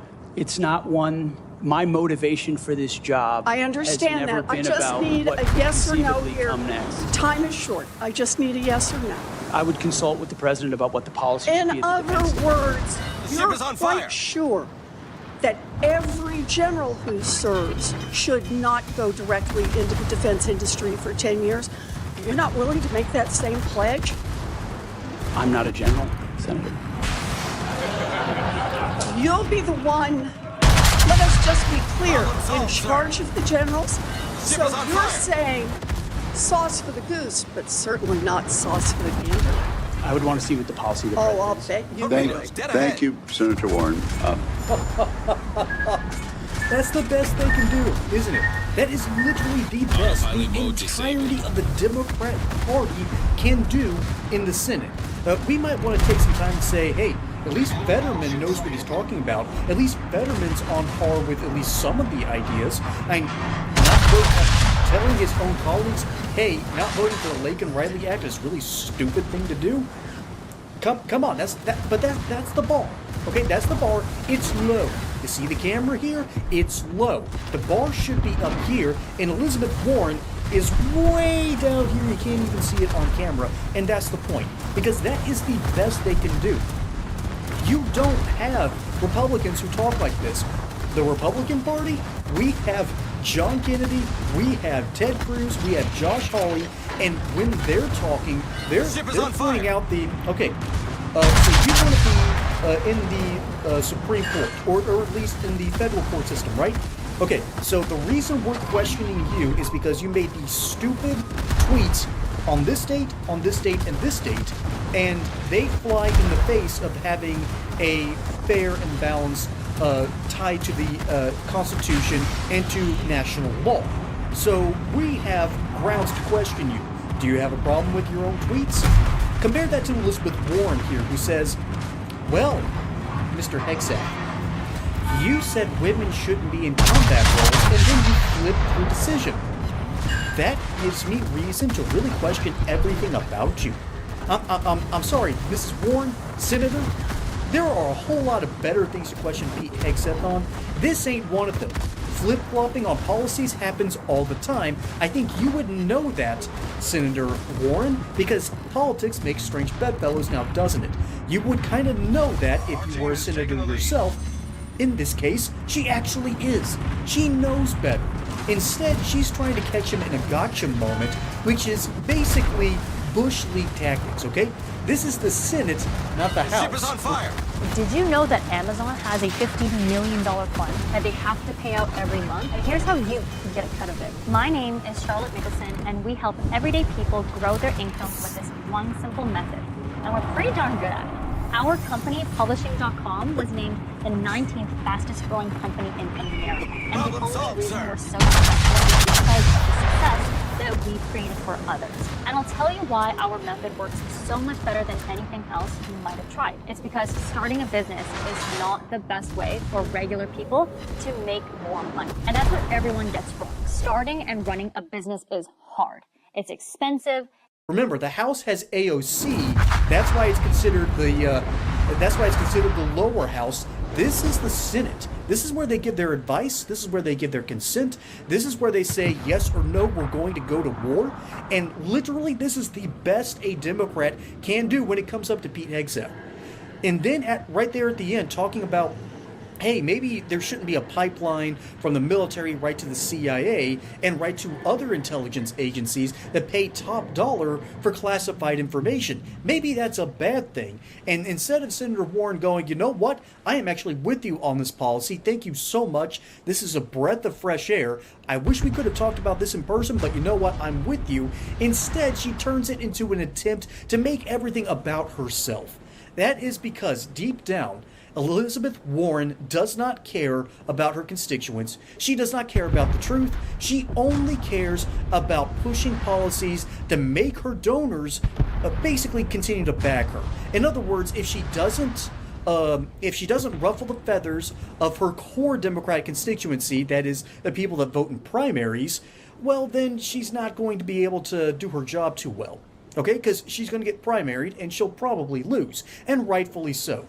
Elizabeth Warren has had factual fallacies time and time and time again. Remember, there's a reason President Trump once called her Pocahontas, who was an actual Native American. Compare that to Elizabeth Warren, who's barely 1,000th of a Native American. I've got more Cherokee blood than she can ever claim to have, okay? That is the simple truth when you come from North Georgia compared to, Massachusetts. But it's not to brag about genealogy here. Instead, let's talk about policy.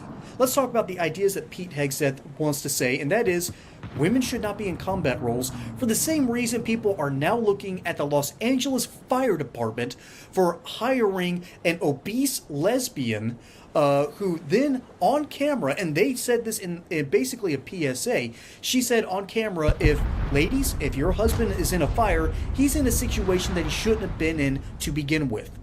That's not the kind of person you want protecting you. And that's a big reason why people are looking left and looking right and going, maybe women shouldn't be in combat roles? It's good to question these sort of things, because when liberals say what they really want and they say what they mean, believe them. Remember, conservatives are hyperbolic to make a point. Liberals are hyperbolic because they want to be hyperbolic. They want that as the standard. These people are not good when it comes to governing. And Massachusetts, it's a reason why it's a very Democrat state, but they keep on electing Republican governors, even though they come out like Mitt Romney. There's a reason that they understand that maybe their senators should be a little bit conservative from time to time. Pennsylvania understands that. John Fetterman understands this. Why can't Elizabeth Warren? This is ultimately a bless your heart kind of moment, because instead of grilling him on much deeper questions, Elizabeth Warren just tried to make this about herself. And that's why Pete Hegseth really needs to go in there and just gut the military and wrench away the woke nonsense that has continued to plague our ranks for the last 4 years and arguably before that. Okay, things weren't great under Obama, really. Let's be honest here. And that's why I want veterans like Pete Hegseth, like Tulsi Gabbard, to come in there and clean up the sludge and the mess, and maybe we can have a good military again. Maybe we can clean out a bunch of wasteful spending, and maybe we can make troops believe in why they're fighting, in why they enlist to begin with. It's not because of free college. It's because deep down these people really want to serve. Maybe we should start treating our veterans with a little bit more, gravitas than Elizabeth Warren is doing here to Pete Hegseth. Folks, my name is Brian. Hope you enjoyed that segment here on Politbrawl. Don't forget to like and subscribe.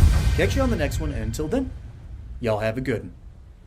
In the next 60 seconds, I'm going to show you how to naturally control blood sugar and naturally increase insulin sensitivity. I've got 3 natural compounds to use today to simply and quickly increase insulin sensitivity naturally and get control over those cravings once again. Now, the first thing is what's known as berberine. Berberine is an alkaloid extract taken from various plants, and it's been used in traditional Chinese medicine for centuries. Some of the benefits of berberine include anti-inflammatory and anti-diabetic effects, improved intestinal health, improved cholesterol, increased exercise performance, and decreased blood pressure. Next up, we have cinnamon Ceylon oil. So cinnamon is commonly used as a spice, but it's also known for its numerous biological effects on the body. The best type of cinnamon is Ceylon because it has lower coumarin content. Cinnamon has a ton of benefits, including reducing the rate at which glucose enters the body, improved glucose usage in cells, lowering fasting blood sugar, and improved cholesterol levels. And the third compound, the third natural ingredient that you can consume on a daily basis is actually what's known as chromium. Chromium is an essential mineral that's consumed through your diet. It's found in plant products and grains. The benefits of chromium include a regulation of glucose metabolism, improved insulin sensitivity. It's used to treat glucose intolerance and type 2 diabetes, leads to a great reduction in appetite, improves symptoms of depression, and a noticeable increase in libido from the right amount of chromium. At this point, some of y'all are probably wondering, where do we get all of these things? One option is to search around on Amazon and try to find them. But what we did at UMZU is that we put together a supplement known as Sensolin. Sensolin is specifically designed with these 3 ingredients at the exact clinical dosages shown in human studies to actually work, to actually help regulate blood glucose, and to help with insulin sensitivity. We put them all in here. It's a very simple supplement, and it actually works. So what do we have? We have chromium. We also included Ceylon cinnamon, and we also have the clinical ingredient berberine in the exact right dosage. And this is meant to be taken 2 to 3 times a day. So you take this before meals, and what that's going to do is help eliminate that annoying crash after the meals. It'll also help you regulate appetite so you're not ravenous throughout the day and on those crazy blood sugar swings. If someone was to buy all of these separately, the cost would be 3 times as much as just 1 month's supply of the convenient Sensolin formula. We always strive to have the best quality ingredients and to make them more affordable than other worse options out there.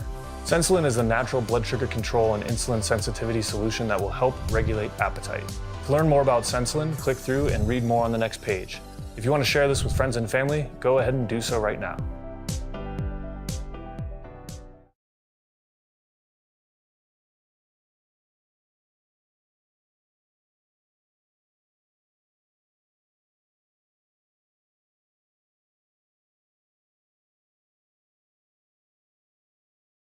I'd like to submit for the record signatures by 32 members of the House of Representatives who are veterans. The signatures call on the Senate to honor the constitutional duty of advise and consent by conducting a fair, thorough confirmation process that evaluates his nomination solely on the substance and merits. His distinguished military service, academic credentials, and a bold vision for revitalizing the national defense. I ask unanimous consent to enter into the record. Without objection. You know, there's a lot of talk going about talking about qualifications and then about us hiring him if we are the board. But there's a lot of senators here I wouldn't have on my board because there is no qualifications except your age, and you got to be living in the state and you're a citizen of the United States to be a senator. Other than the fact we got to convince a lot of people to vote for us. And then when we start talking about qualifications, for if you're qualified for it. Could the chairman tell me what the qualifications are for the Secretary of Defense? Mr. Chairman, could you tell me what the qualifications are for the Secretary of Defense? I'd be happy I'll read it. for you to do that. Yeah. Let me read it for you because I Googled I was getting some advice from my second in command. Yeah, but I'm just making a point because there's a lot about qualifications, and I think it's so hypocritical of senators, especially on the other side of the aisle, be talking about his qualifications, not being able to lead the secretary or be the Secretary of Defense, and yet your qualifications aren't any better. You guys aren't any more qualified to be the senator than I'm qualified to be the senator, except we're lucky enough to be here. But let me read you what the qualifications of the Secretary of Defense is, because I Googled it, and went through a lot of different sites, and really it's hard to see. But in general, the U.S. Secretary of Defense position is filled by a civilian. That's it. If you have served in the U.S. Army Forces and have been in the service for, you have to be retired for at least 7 years, and Congress can weigh that. And then there's questions that the senator from Massachusetts brought up about serving on a board inside the military industry, and yet your own secretary that you all voted for, Secretary Austin, we had to vote on a waiver because he stepped off the board of Raytheon. But I guess that's okay because that's a Democrat Secretary of Defense. But we so quickly forget about that. And then Senator Kaine, or I guess I better use the senator from Virginia, starts bringing up the fact that what if you showed up drunk to your job? How many senators have showed up drunk to vote at night? Have any of you guys asked them to step down and resign from their job? And don't tell me you haven't seen it because I know you have. And then how many senators do you know have got a divorce before cheating on their wives? Did you ask them to step down? No, but it's for show. You guys make sure you make a big show and point out the hypocrisy because the man's made a mistake. And you want to sit there and say that he's not qualified? Give me a joke. I mean, it is so ridiculous that you guys hold yourself as this higher standard and you forget you got a big plank in your eye. We've all made mistakes. I've made mistakes. And Jennifer, thank you for loving him through that mistake. Because the only reason why I'm here and not in prison is because my wife loved me too. I have changed, but I'm not perfect. But I found somebody that thought I was perfect. And for whatever reason, you love Pete, and I don't know why. But just like our Lord and Savior forgave me, my wife's had to forgive me more than once too, and I'm sure you've had to forgive him too. And so thank you. So before I go down this rabbit hole again, tell me something about your wife that you love. She's the smartest, most capable, loving, humble, honest person I've ever met. In addition to being incredibly beautiful. Don't forget about your kids. I'm supposed to talk about my kids? No, well, she's also the mother. Oh, an amazing mother. Yes. Of our blended family of 7 Brother, kids. I'm pulling you which love along. her. I'm trying to help you here.